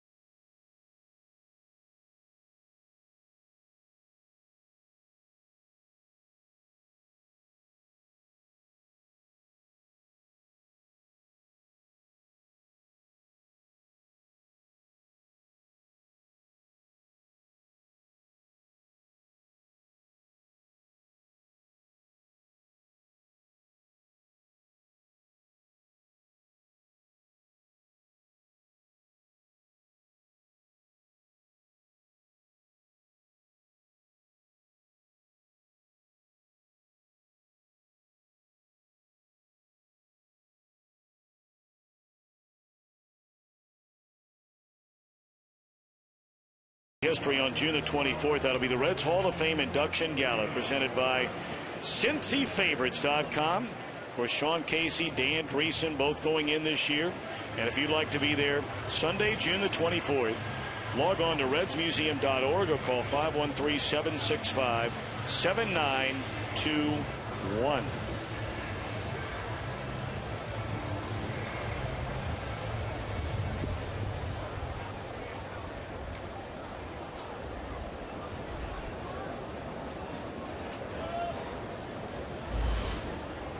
Top of the order against Matt Latos here in the top of the 6th inning. The Reds with a 7-3 lead. 6 home runs have been hit in the game today. Solo shots for the Reds by Votto and Bruce. 7 home runs, I beg your pardon. Reds have hit 4. 3-run home run by Phillips and another solo blast by Frazier. Lost track of his. And the Rockies have 3 solo home runs. There's a bouncer down to Votto. And the other hand feed to Latos in time in front of the head first sliding Young. Jim Tracy was very complimentary yesterday of Eric Young Jr. He says, you know, this guy's not going to play every day, but you know, oftentimes you're just content of being a backup player or a role player, and guys, when they get sort of, you know, cornered in that role, they stop trying to really improve. He said this young man is out there busting his tail every single day to try and find a way to get better. Well, he's a hard-nosed player, and a lot of people will, exciting players anyway, will take that head-first slide into first base. It doesn't get you there faster, but what it does is gives you maybe a psychological edge to the umpire. Maybe not at the major league level, but it's been shown in high school and in college that a head-first slide, believe me, folks, I do not advocate it at all. In fact, I would discourage it if anything else. But there are college coaches that have gone on record as saying that they've encouraged some of their faster players on that head-first slide into first base. Actually gives the umpire the impression the guy gets there sooner than he actually does. Because what you don't have when you have a head-first slide is the sound that an umpire oftentimes calls upon to make a close play at first base. You'll hear the thump of the ball in the glove versus the foot on the bag, and that's sometimes how you call a guy safer out. When you go head first and you touch it with your hand, you'll hear that sound.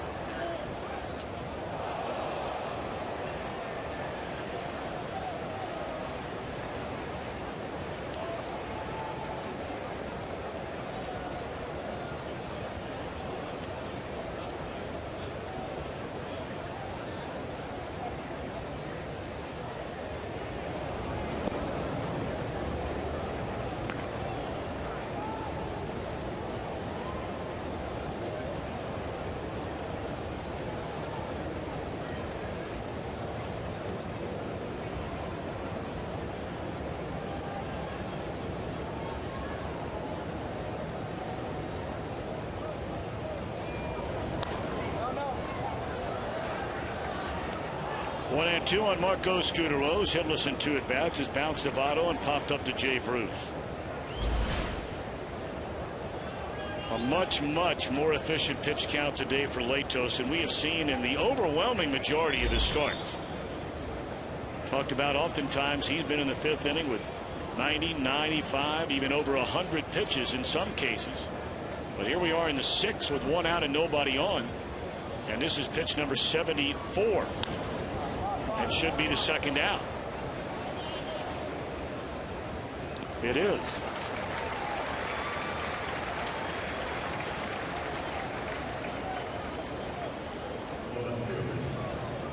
Well, pitches per inning.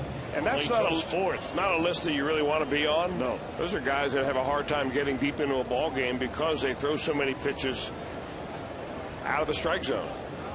Latos was 4th in the league coming into today. That's bound to drop a little bit because he's been much more efficient here this afternoon. Sometimes the team you're playing against will dictate that number. The Rockies are very aggressive. They're up there hacking. Some teams up there, they sit back. They want to work the count. They don't feel like they're comfortable until they see at least 3 pitches.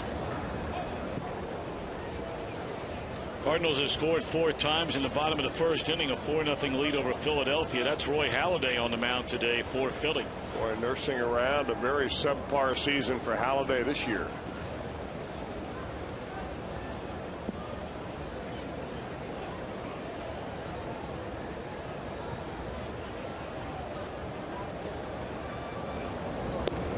Tell you what, though, Chris, I give that Philadelphia team so much credit. You haven't heard anybody whining and moaning and complaining about all the guys they have out, and Lord knows they have had more guys out than you know what to do with. Yet they've hung in there. They're 2 games over 500. They're only 4 games out of first place. And they're still hoping to have Ryan Howard and Chase Utley come back this year for them. Cliff Lee has not won a game. Kyle Kendrick finally got a win, a complete game last night, despite going 5 starts with an ERA in the 1s. Halladay not having a big year. But no whining, no complaining. Just go out and play.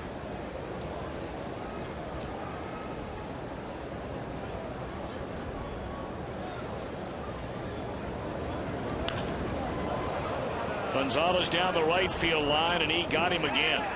That guy can hit. Oh, he can. I mean, he can really hit. He's one of the top 5 players in the league, and he might be better than that. When you put the whole package together, power, speed, hitting for average, defense, throwing arm, I'm not sure there are 3 players in the league better than him.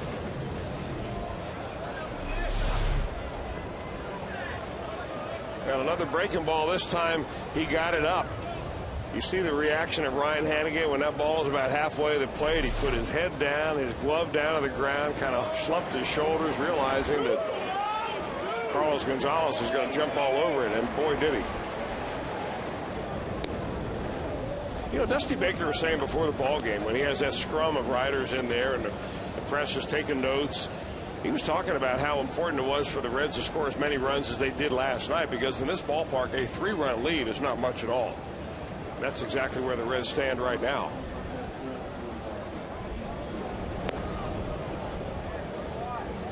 One good thing that Latos has done is he just hasn't walked anybody. So if you're going to give up some home runs, they better be solo shots. Well, the only base runners he's had in the ball game were the home runs. They have 4 base runners the entire game.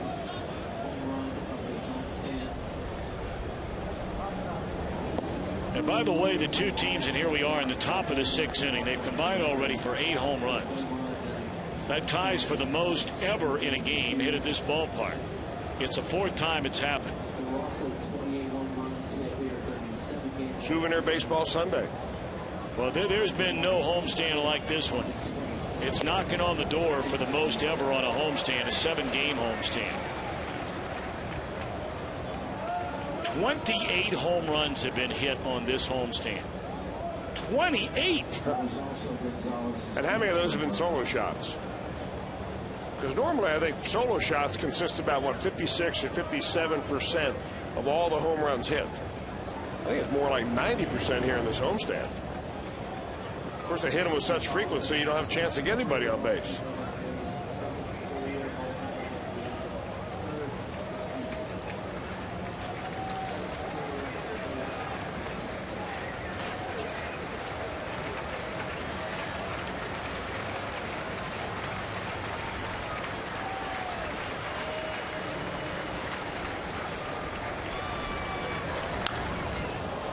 Straight away center field. Stubbs is there, and the inning is over. Another solo home run. 2 in the game by Gonzalez. Reds lead by 3.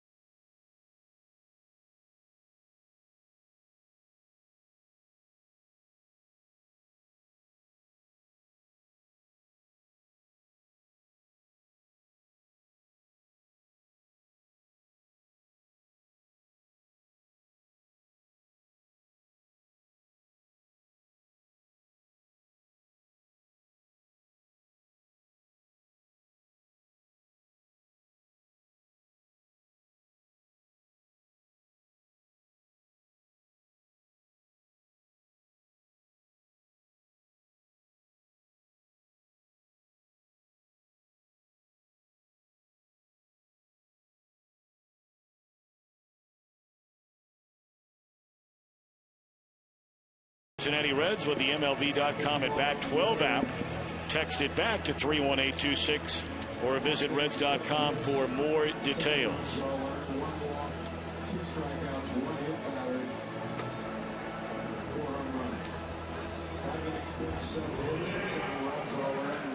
After every Reds game, Reds Live, the post-game version. Brought to you by Kings Honda and the Kings Auto Mall. Visit KingsHondaUSA.com. Chris Welsh will be on the program today. Looking forward to that. Reds are jumping on the plane right after the game. It's going to be a quick turnaround. Going to feel like one anyway by the time, although it's a very short trip. As Josh Renicky takes over on the mound, it's only, what, a 45-minute flight? Yeah, that's the one thing the Reds really enjoy being in this division. I mean, from a travel standpoint, you are closer to most every one of your division rivals than any other team really in baseball. The longest trip the Reds make in this division is Houston. They're out of the league after this year. Well, your 45-minute flight to Pittsburgh, 45 to Chicago, maybe 55 to St. Louis. About an hour 10, hour 15, Milwaukee. If that. Yeah.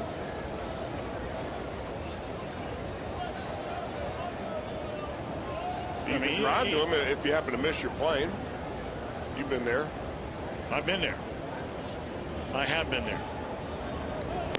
I've never driven to Houston, though. No. I've driven that far, but just not for a Reds game to Houston. Actually, it might be harder to drive once you get inside the city limits in Houston than it would be from here to the city limits. Probably right.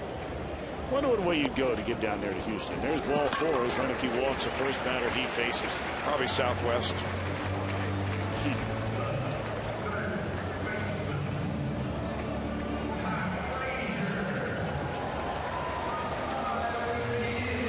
So Jamie Moyer goes 5 innings. He allows 7 runs. All of them are earned runs. He struck out 2, hit a batter, and walked a batter, while allowing 7 base hits. Todd Frazier fouls it back out of play. This one a long way from being over. Chris just said it a minute ago. A 3-run lead in this ballpark. The way it's flying out of here on this homestand. 28 home runs have been hit among the Braves, the Reds, and the Colorado Rockies. Pacheco to the glove side. There's one, and that's a double play.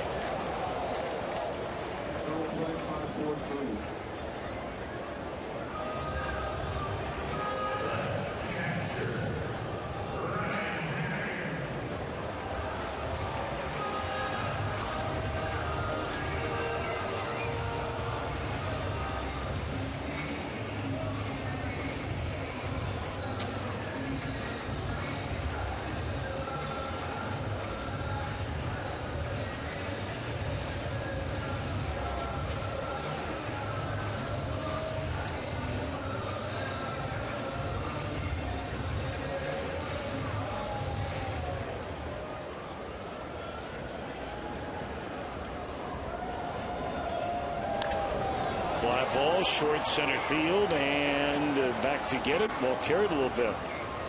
And the inning is over. Reds lead 7-4. We go to the 7th.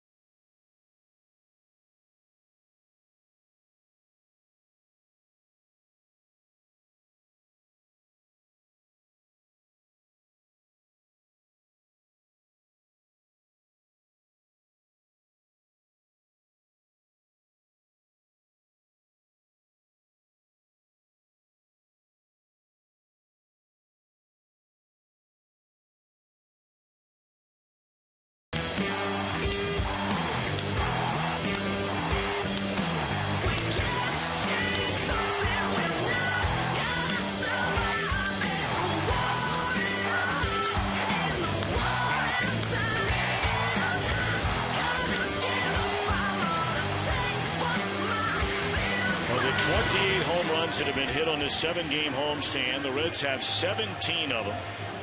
The 28 homers ties a record for a 7-game homestand in the history of the ballpark.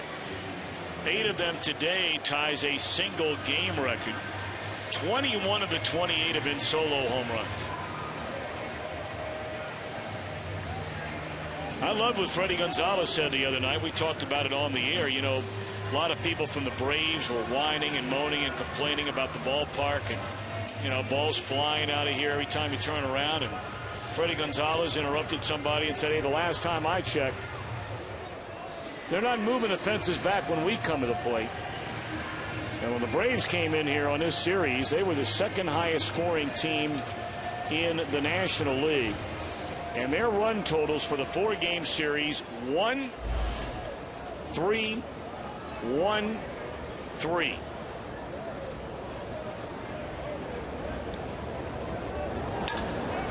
Broken bat roller by Giambi finds Votto, and quickly 1 pitch and 1 out into Colorado's 7th. Reds with a 3-run lead, and Latos out there on the mound. The only 4 base runners he's allowed in the game. No walks, no other hits, 4 solo home runs.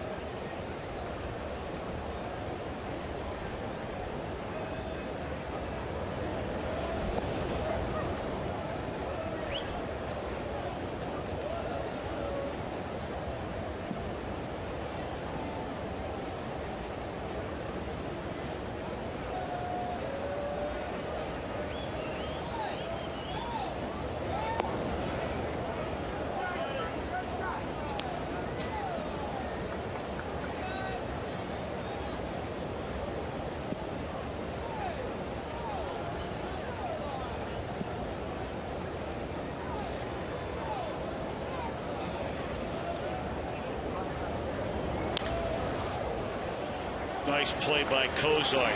Stay with that ball, looking it right into his glove, and 2 are out in the inning. Reds fans, if you're in the restaurant industry, let JTM Food Group help you with great tasting, healthier products for your menu. JTM. Boy, the more you watch him play, the better you think this kid is and will be. I mean, he just has such great presence out there. Takes his time, makes sure he throws the ball on the money to first base.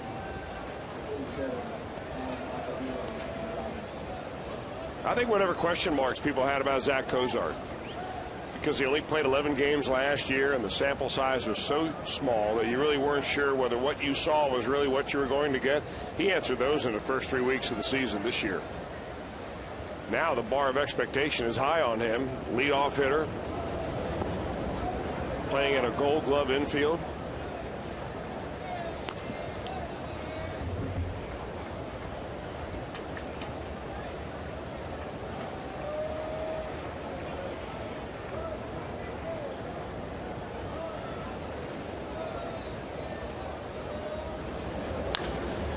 On the ground to Phillips. And he throws to the first baseman, Joey Votto, for the final out of the inning. And a 1-2-3 seventh for Matt Latos. And the Reds will bat in the bottom of the 7th inning with a 3-run lead, and we'll keep it right here for the singing of God Bless America.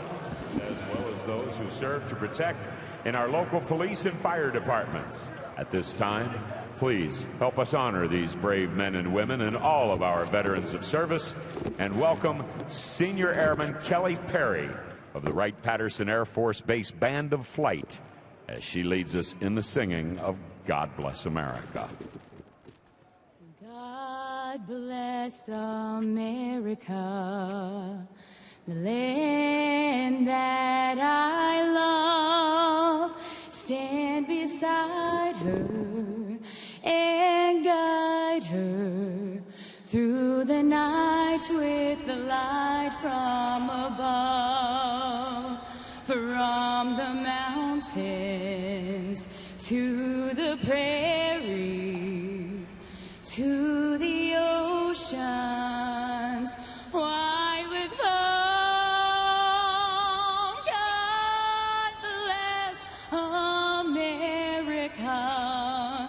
my home, sweet home.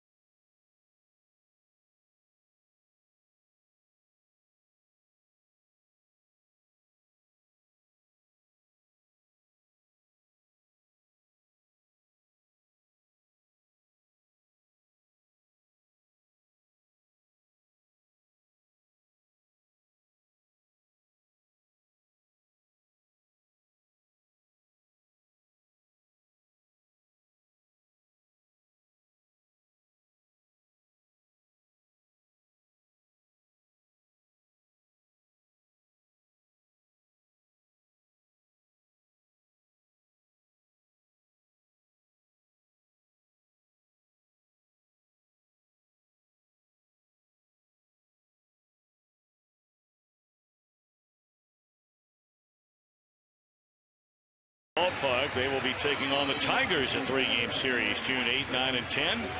Sponsored by KOI Auto Parts. Got the Friday night fireworks, a Reds grilling set giveaway on June the 9th. Drew Stubbs die-cast toy car giveaway on Sunday, June 10th. So a great weekend with the Tigers in town. 381 Reds. Log on to Reds.com or stop by most Kroger locations.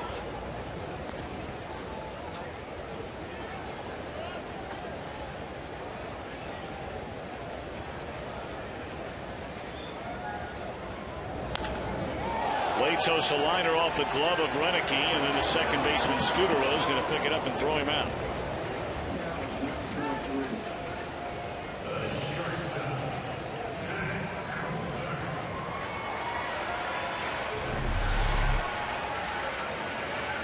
That ball's hit hard. Having a good day, Latos says. He scored a run. Been dealing on the mound.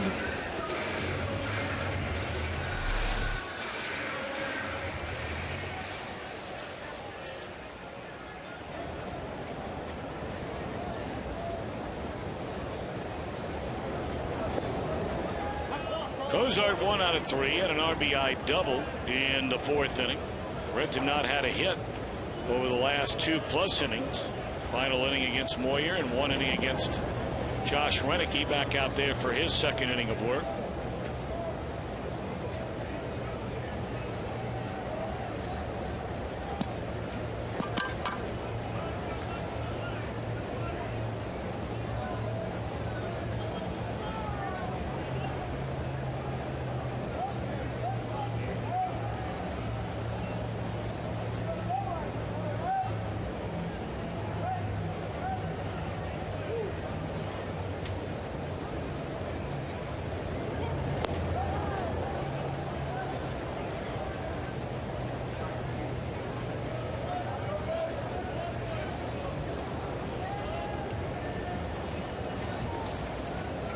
During the entire upcoming road trip, we'll have every game except for Saturday night's game in Houston for you right here on Fox Sports Ohio. That game again next Saturday will be, as last night's game was, on the Fox network. And don't forget, tomorrow's a day game. Reds Live will begin with Jeff Picoro at 1 o'clock. And the game coverage with Jim Kelch and the Cowboy Jeff Brantley will get underway at 1:30 Eastern Time. Night games on Tuesday and Wednesday. Reds Live 6:30 both nights. Then with an hour time change, Reds Live is at 7:30 on Friday night and 1:30 in the afternoon a week from today.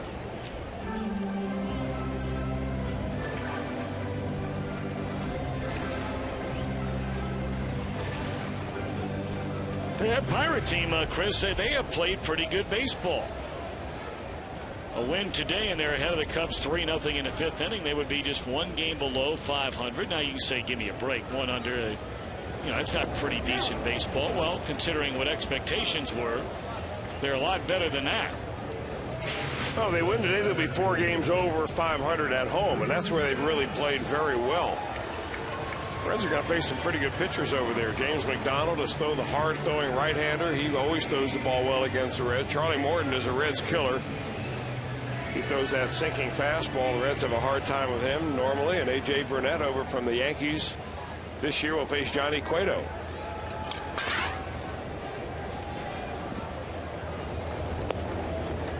Reds with an off day on Thursday.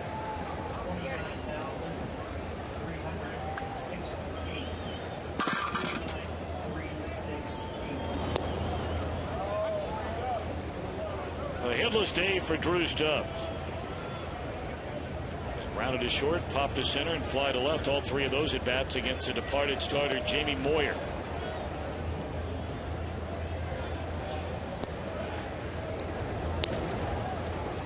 They played 3 now at Busch Stadium, and Philadelphia does get on the board, getting ready to bat in the top of the 4th inning, and the Cardinals have a 4-1 lead. Mets 2-0 in the 7th over San Diego. Giants trying to avoid getting swept in Miami, leading in the 7th inning 3-1. I told you about the Pirates. Later on, it'll be Milwaukee in Arizona, Houston in LA, and Washington tonight against the slumping Braves. Well, the Braves were rolling. They had beaten last weekend Tampa Bay 2 out of 3. Came here and lost 4 straight, and they've lost the first 2 at home against Washington. Stubbs gone swinging, and that'll end the inning.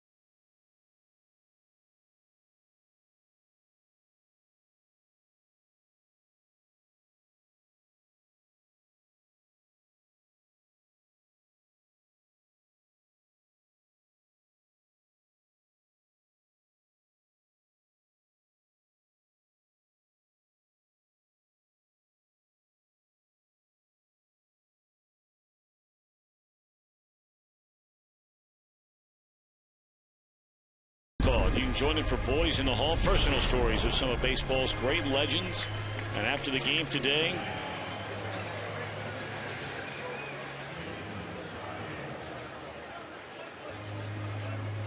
that'll be coming your way, presented by Subway Restaurants, where winners eat, coming up this afternoon following our Reds Live post-game show.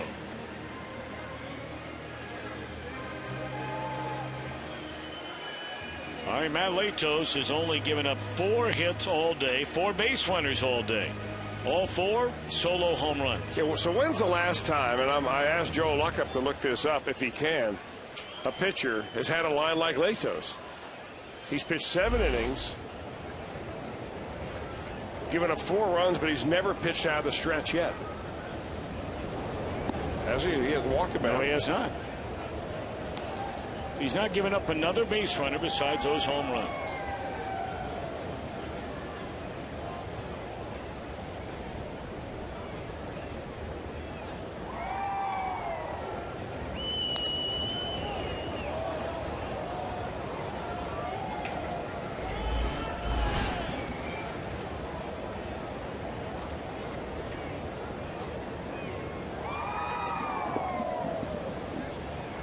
One and one to count on Willeen Rosario. We'll have a pinch hitter next. Good sharp breaking ball down and away, swung on and missed. The producer of Reds baseball is Josh Hall. Our director Roy Alfers, Uncle Roy. Our tape AD Matt Sigafus. Technical director Anthony DeMarco. Pitch on the way, and it's hit off the end of the bat. Little roller down to first. Votto will handle it. Lauren White handling our graphics. I'd like to thank Jim Probe, Dick Moss, Ken Farney in audio, and Jesse Jackson. Our statistician up here, of course, Joe Luckup, and so many others. Will be giving you their names throughout the season. Bringing you Reds baseball right here on Fox Sports Ohio. Big happy birthday today to Liz Lewis, one of the great Reds fans. Her mother, Tina McGarry. You know Tina. Tina, boy, you talk about a hardcore Reds fan. But Tina's daughter, Liz, and her husband, Roland, come out to spring training when they can. And when they're both not working so hard, which they do, living out in Harrison, Ohio. And Lizzie, happy birthday. You're the best, honey, and we love you.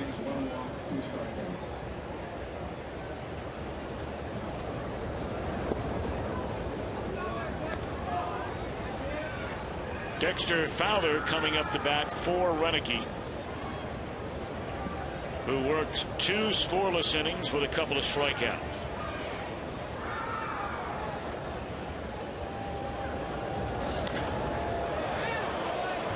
Fifth home run of the day for Colorado. Wow. And another breaking ball to another left-handed batter.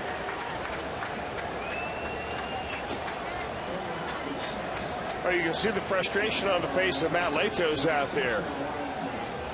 He's probably thinking to himself, every time I've hung a pitch, the Rockies have been there to hit it out. And that will be it for Matt Latos. We'll take another look at it with our box tracks up. And Fowler just goes down and pick that ball up, and I think that's a changeup right there, not a breaking ball, but it's in the breaking ball family being an off-speed pitch.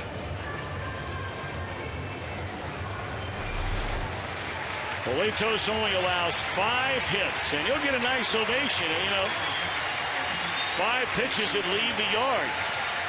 Didn't walk a batter. Well, he's learning, Chris. There are light years difference pitching here at Petco Park in San Diego, brother. There are easier ways to learn it than being out there on the mound, but he's living it.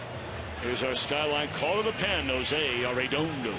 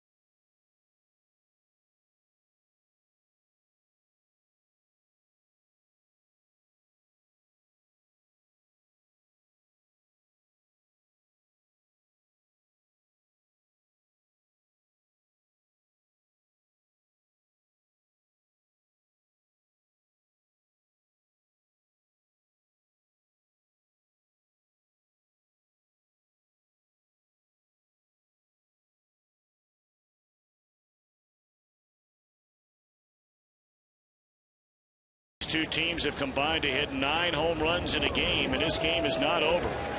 Reds have 5 outs to try and nail down now with just a 2-run lead.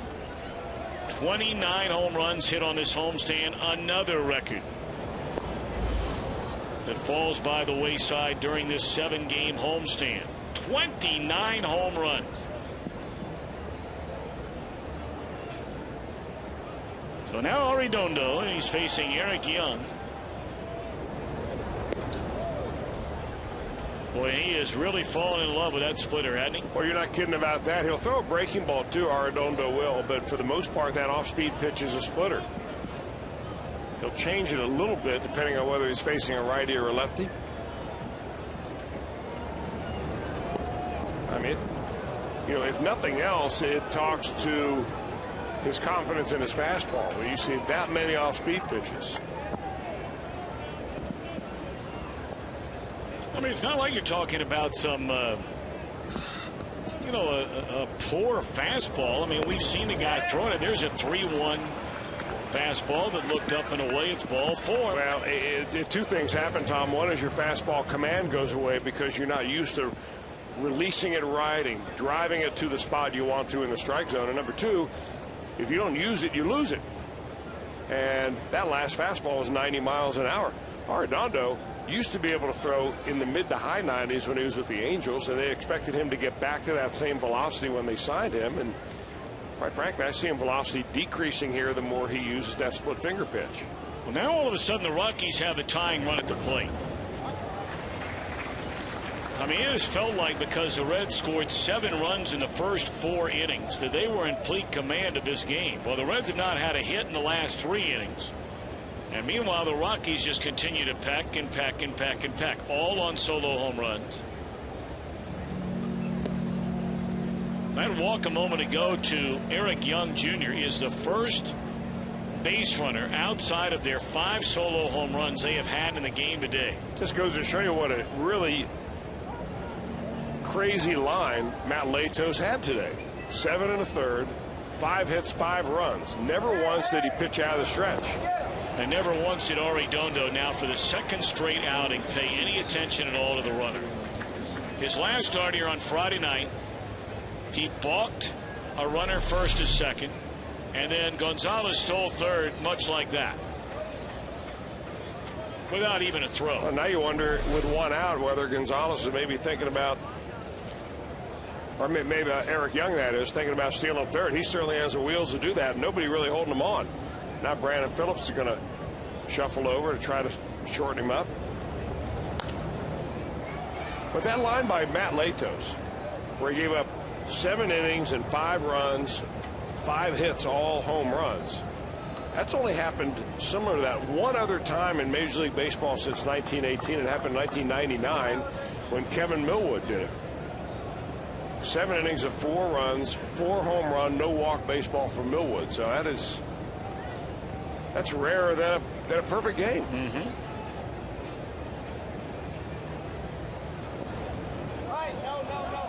Two and two to count now on Scudero. Waiting in the on-deck circle, you've got Carlos Gonzalez, who's already hit 2 home runs in the game.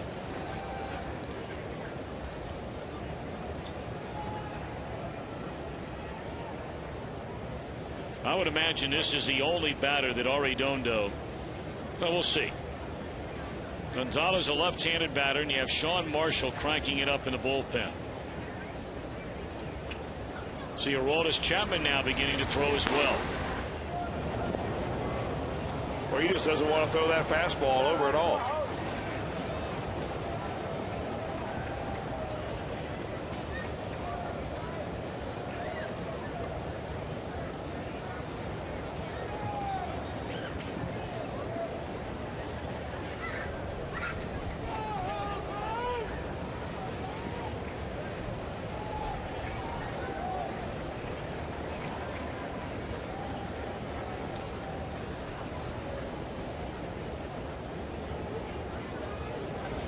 Two pitch and a ground ball back to Arredondo, and now he'll run. Oh boy, he goes to the shortstop and they don't get it out. You can't play it any worse than Arredondo did. Rather than running straight at the base runner, He committed to second, and a guy who runs like Young, you had no chance on the throw. Well, you're exactly right, Tom. The thing that he needs to do there, and you've coached it. You are a youth coach. We've all been through youth baseball. You're taught when you get a comebacker like that and you get a runner hung up, you run right at him. You make him commit to where he's going to go. And he never really makes Young commit. Young takes a couple of steps towards second, and then he's able to get the third. There's no throwing lane open there for the shortstop to throw to the third baseman, so the throw is wide. And all of a sudden the Rockies, through a walk and a ground ball back to the pitcher, are going to bring the potential go-ahead run to the plate. And I would imagine somebody's going to have a talking to for Arredondo. This is 2 outings in a row now where there have been 4 vapor locks on back-to-back batters. The balk, not paying attention to a base runner twice, and now this right here where you should have had an out. Instead, you're letting the go-ahead run come to the plate on a day where we've had 9 home runs hit in this ballpark. Back in a moment.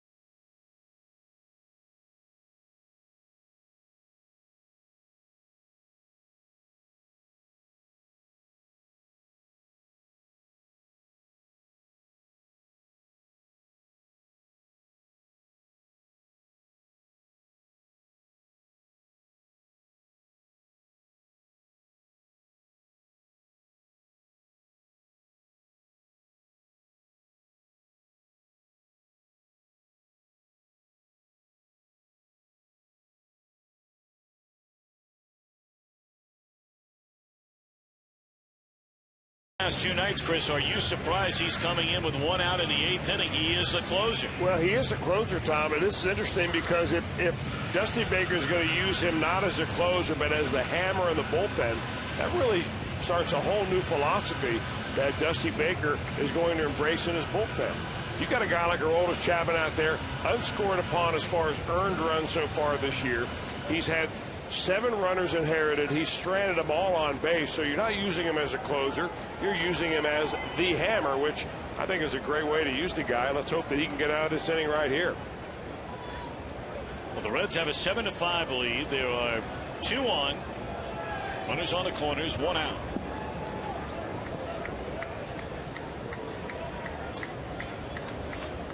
And Carlos Gonzalez, a batter. He leads Colorado in all 3 Triple Crown categories. One of only 3 players in the league to be able to say that. Now Scooter over at first. 5 stolen base attempts. Has made it 3 of the 5. Gonzalez has 2 solo home runs in the game. Both of them to right field. Both of them against Matt Latos. So now Aroldis Chapman coming to the plate. Gas up and in. I'll tell you, I really think, though, Tom, with the running game in Chapman, you're either going to be picked off first base or you're going to get it standing up. Because you can't wait for him. He's got kind of a hanging move when he goes to first base, and he picked off a number of runners in spring training. But if you're really in a running situation, you just got to take your shot. Threw it right by him there.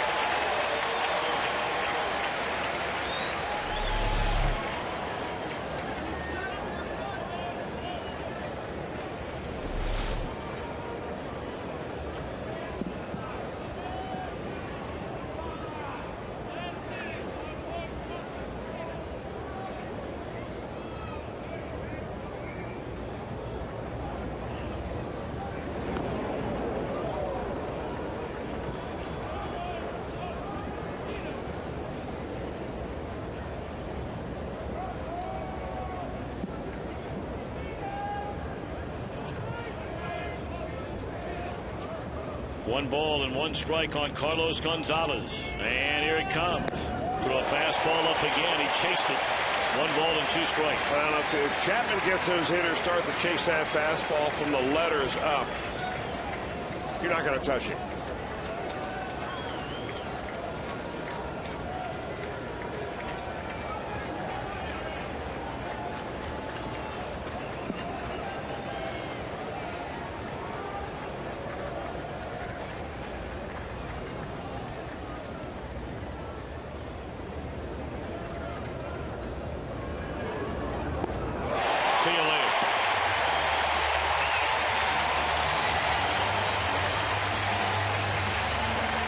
Take a look at the 3 fastballs that he just threw by one of the better hitters in the National League right there. Up and in, up and out of the strike zone. That last one at 98 miles an hour. And that's why Dusty Baker brought him in. Well, he got 1 huge out to get here. Troy Tulowitzki homer to left field in the 2nd inning has since fly to right and fly to center. I think it's the fact that Tulowitzki followed Gonzalez is the reason why you see Chapman in the game right now. Because if you brought Sean Marshall in, chances are he would have pitched to Gonzalez. And then Andrusik maybe, but they used him yesterday. They like to keep him a little bit more rest before they bring him back in. So eventually he was going to get to Chapman anyhow. 0-1 high on a fastball to Tulowitzki. Didn't miss by much. Boy, it's a huge batter. I mean, granted, not to say they can't get you in the 9th inning, but they'd have to do it from scratch. Here they've got the go-ahead run at the plate. And one of the top 8-10 players in the league up there batting.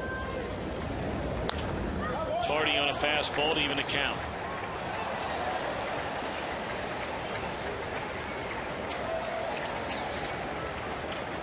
Well, from what we've seen of Aroldis Chapman the last few ball games, he's not even wasted his time throwing a breaking ball.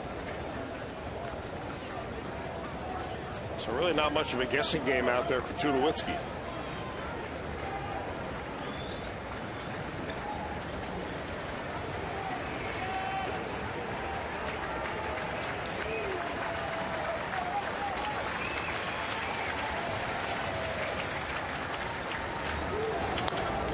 Tardy again on the fastball. So now a chance for Chapman to extinguish the fire in his Colorado 8th.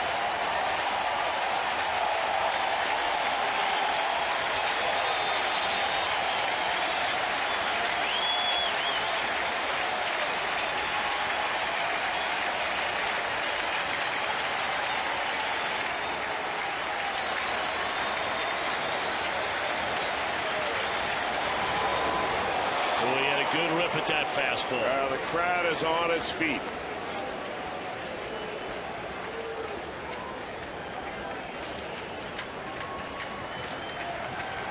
They're smelling it.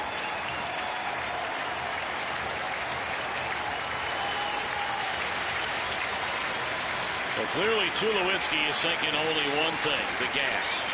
He was on that last pitch. What does he do here again on 1 and 2?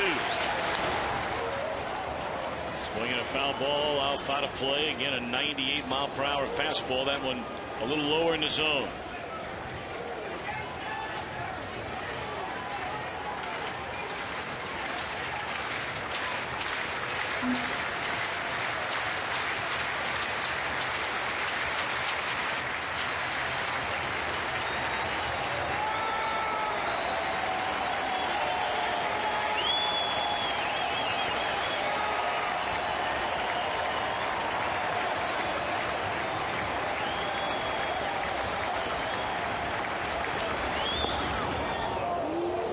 Two and two now on Tulowitzki.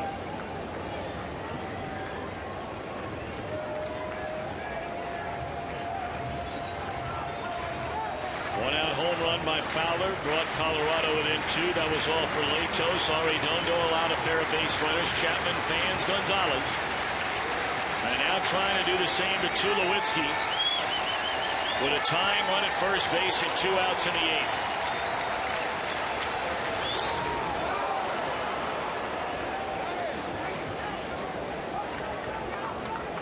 The easiest thing in the world to say is, oh, if he snapped off a slider right now, that Tulowitzki would literally spin himself into the ground.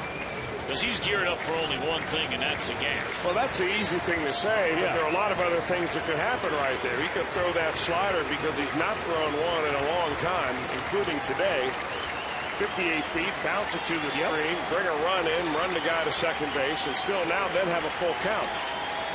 And Tulowitzki, even though he's had some cuts at him, has yet to time it. Well, he shook off Hannigan the first time and then said okay on the next one. Fly ball center field. Gas, gas, gas. And we're going to the bottom of the 8th.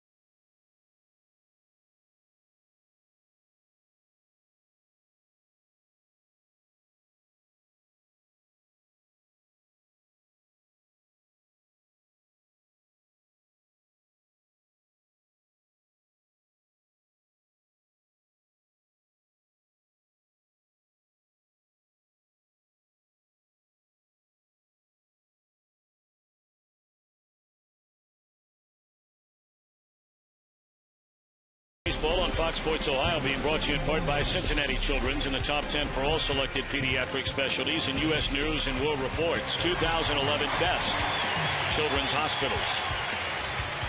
And by the dependable, long-lasting Chevy Silverado and your tri-state Chevy dealers. Matt Reynolds, left-hander, takes over on the mound and trying to cool down Aroldis Chapman. He still has a 9th inning to go in this one. Reynolds allowed a 3-run home run here last night to Ryan Ludwig. That pretty much kicked the door down for the Reds when they came up with that 4-run 7th, taking a 6-3 lead into a 10-3 lead and a 10-3 win.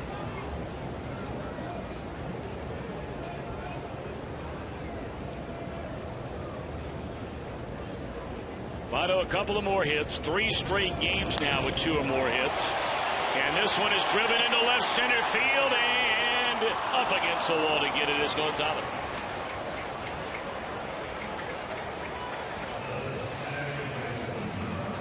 You're looking ahead of the Colorado 9th inning.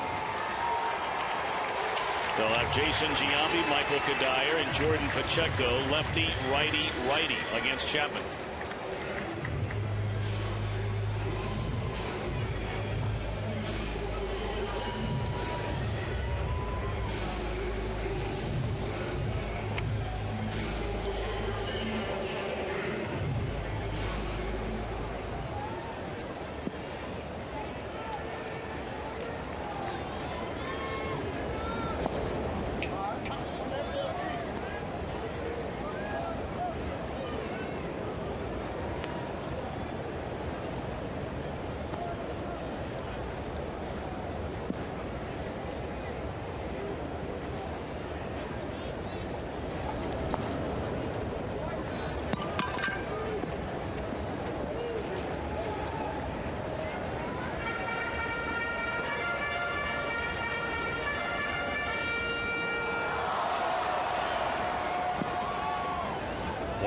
on. Brandon Phillips hit a 3-run home run back in the 3rd inning. And takes a change up on the outside edge, a strike. So a Nissan drive of the game. Well, a rare home run in as much as there were a couple of guys on base when he hit it. Most of the home runs we've seen hit this homestand, all solo shots, but not the one by Brandon Phillips there to, on the first pitch that he saw, breaking ball.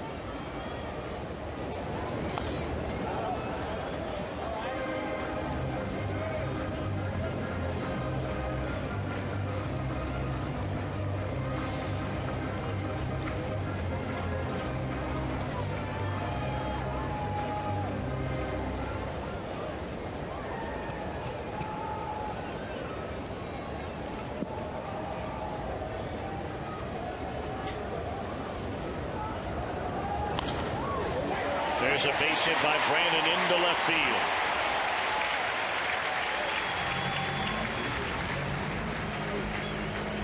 So the inning will continue for Jay Bruce.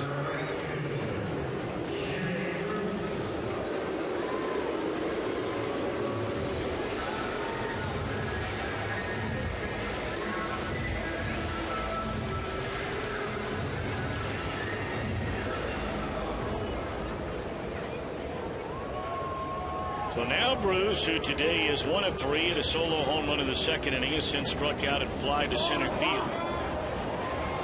And that's a balk on Reynolds.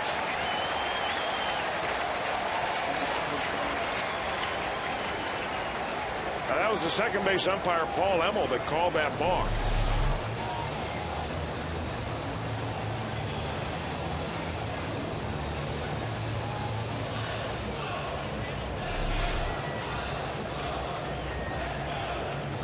Not sure if they called it because he moved his leg before he started his motion or he didn't step in the proper way. Hard to tell from our angle.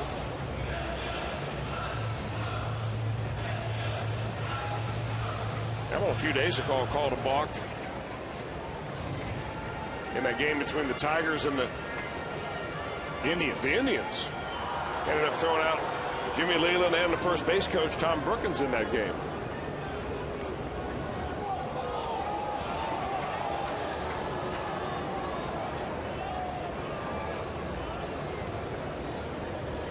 Be a big run if the Reds can get it here and make it a 3-run spread on a hit by Jay Bruce. Ball 1.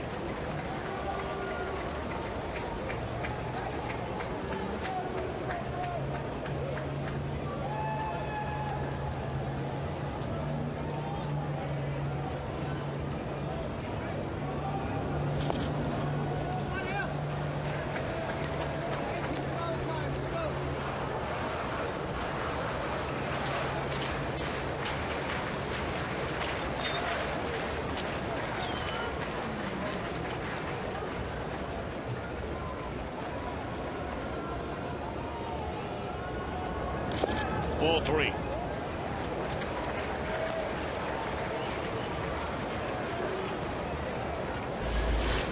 Ryan Ludwig waiting. Red 7, Colorado 5. We're in the last of the 8th inning.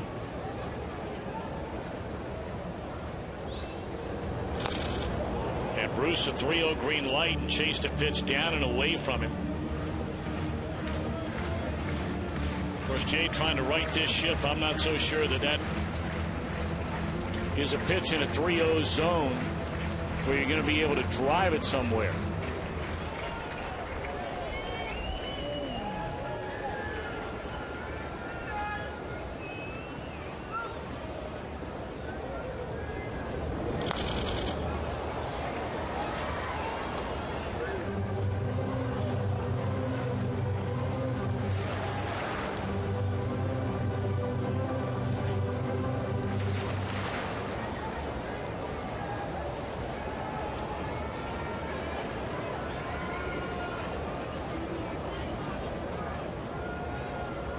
On Bruce, and he rolls over foul, fielded cleanly over there by Billy Hatcher. They're just trying to fight out that breaking ball right there and stay alive in the at bat is Jay Bruce.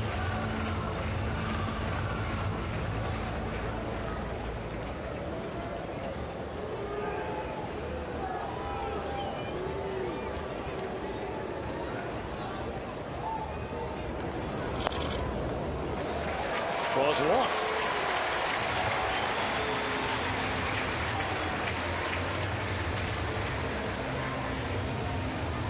Well, here comes Jim Tracy again. I don't know if I've ever seen a team that has been forced to make more visits to the mound and make more pitching changes than Jim Tracy and Bob Apodaca.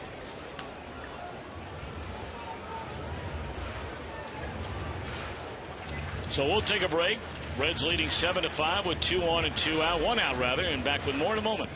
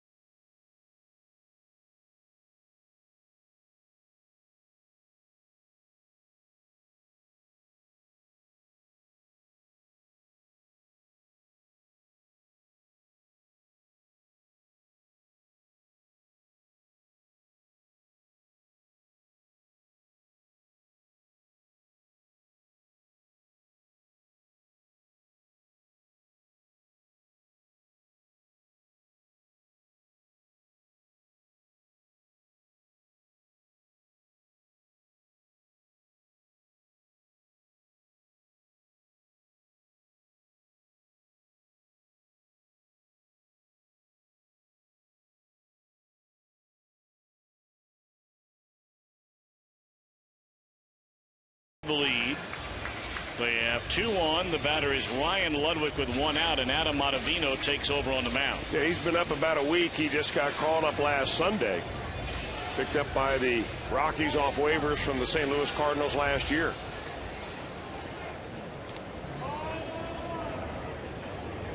Ottavino did a nice job the other night.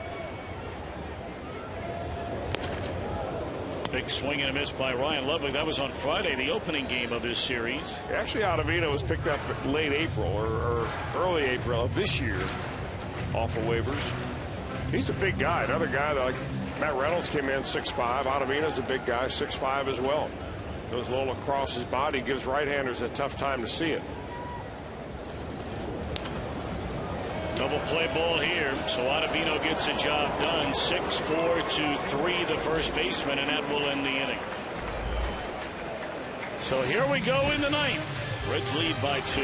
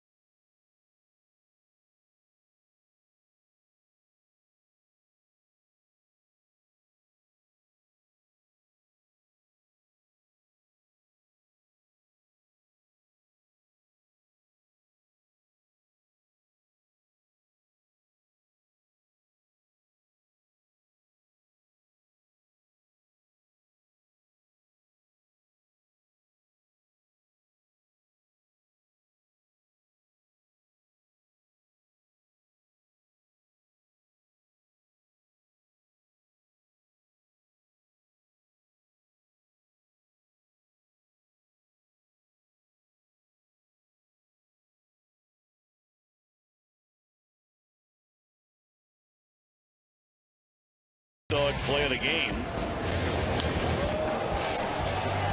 Threw his bat at the ball, did Todd Frazier, and he whacked it about 8-9 rows up in the left field seats. You ever seen that before? No. I've seen it to the warning track. Dale Murphy did it off me one year, and the ball went all the way to the warning track. But I've never seen a ball leave the yard. But Todd Frazier, a number of firsts for him this year. As it turns out, his home run very important in this ball game.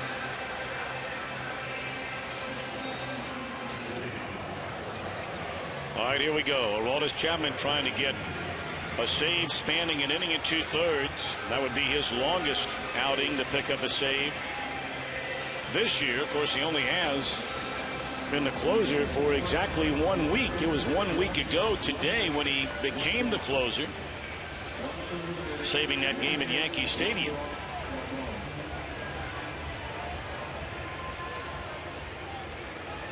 Chapman 2 out of 2 since officially becoming the closer. He was charged with a blown save for not holding a lead in the 8th inning of the game this year. And Jason Giambi takes high, ball 1.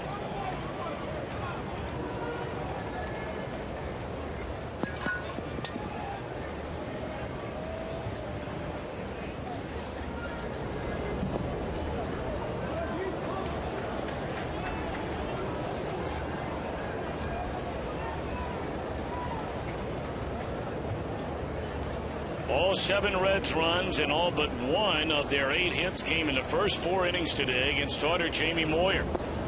Their offense has gone completely to sleep ever since. And Colorado has gotten back into this thing on 5 solo home runs. The only 5 base runners Matt Latos allowed in his 7 1/3 innings. And there's a strike.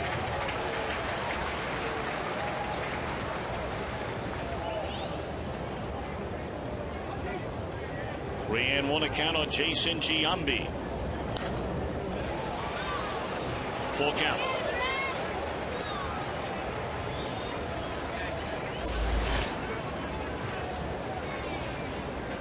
Reds 3 outs away from a 6-1 homestand. Cardinals have opened up their lead over Philadelphia 7-1, knocking out Roy Halladay in that one. That game in the top of the 6th inning. And that's ball 4, thrown all the way to the backstop. That looked like an attempt at a breaking ball right there by Chapman. It just slipped right out of his hands.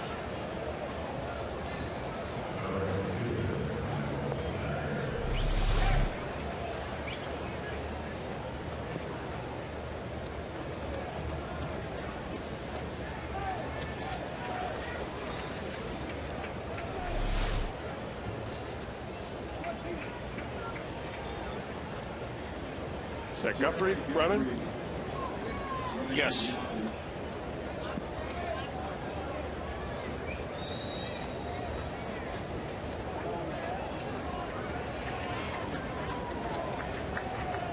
So the leadoff man aboard, and here's Michael Kadire. More than capable of tying this game on one swing of the bat.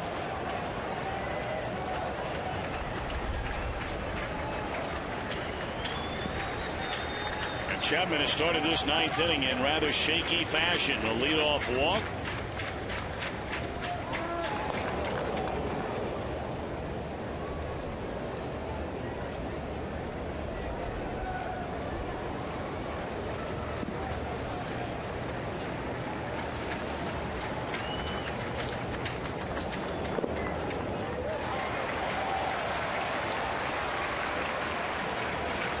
Until the crowd right now feels a little uneasiness. Yeah, well, I think they're watching a couple of things. Number one, little control problems, and also the radar gun readings on Chapman, who's throwing his fastball in this inning 92 and 93.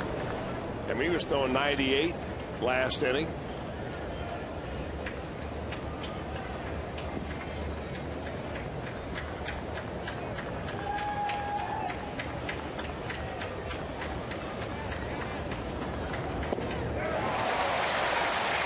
I mean, it's not 94, which is what that last pitch was. Nothing to shake at. But when you're used to seeing Chapman up around triple digits, I mean, that's the kind of stuff that really gets a crowd all fired up.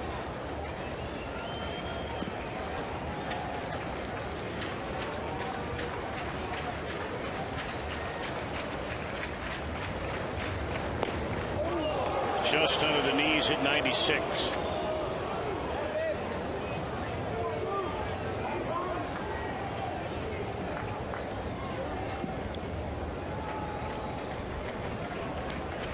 Two and two on Michael Kadire. Line drive caught and no throw. Okay, that's how Guthrie, that's how guys, when you bring some pitchers in to come pinch running, and it's not saying that there aren't other guys, not just pitchers, but guys that don't run the bases much. I mean, he basically just fell right on top of his right shoulder right there. That wasn't a dive back, that was a fall forward back. Whereas Guthrie's already had an issue this year where he was riding his bike to the ballpark and the chain locked up on him. He went flying over the handlebars face first and wound up on the disabled list. He missed 3 starts at the end of April. Here he is getting back. That's a bounce back.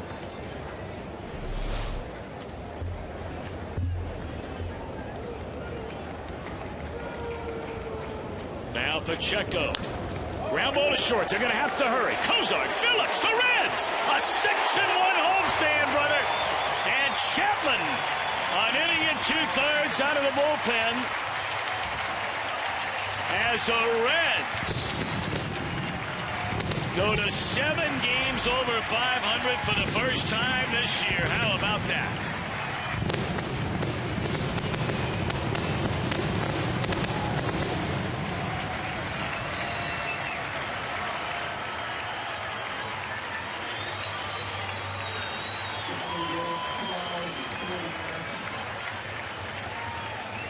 Latos the winner, 4-2. Chapman his 3rd save. Moyer the loser.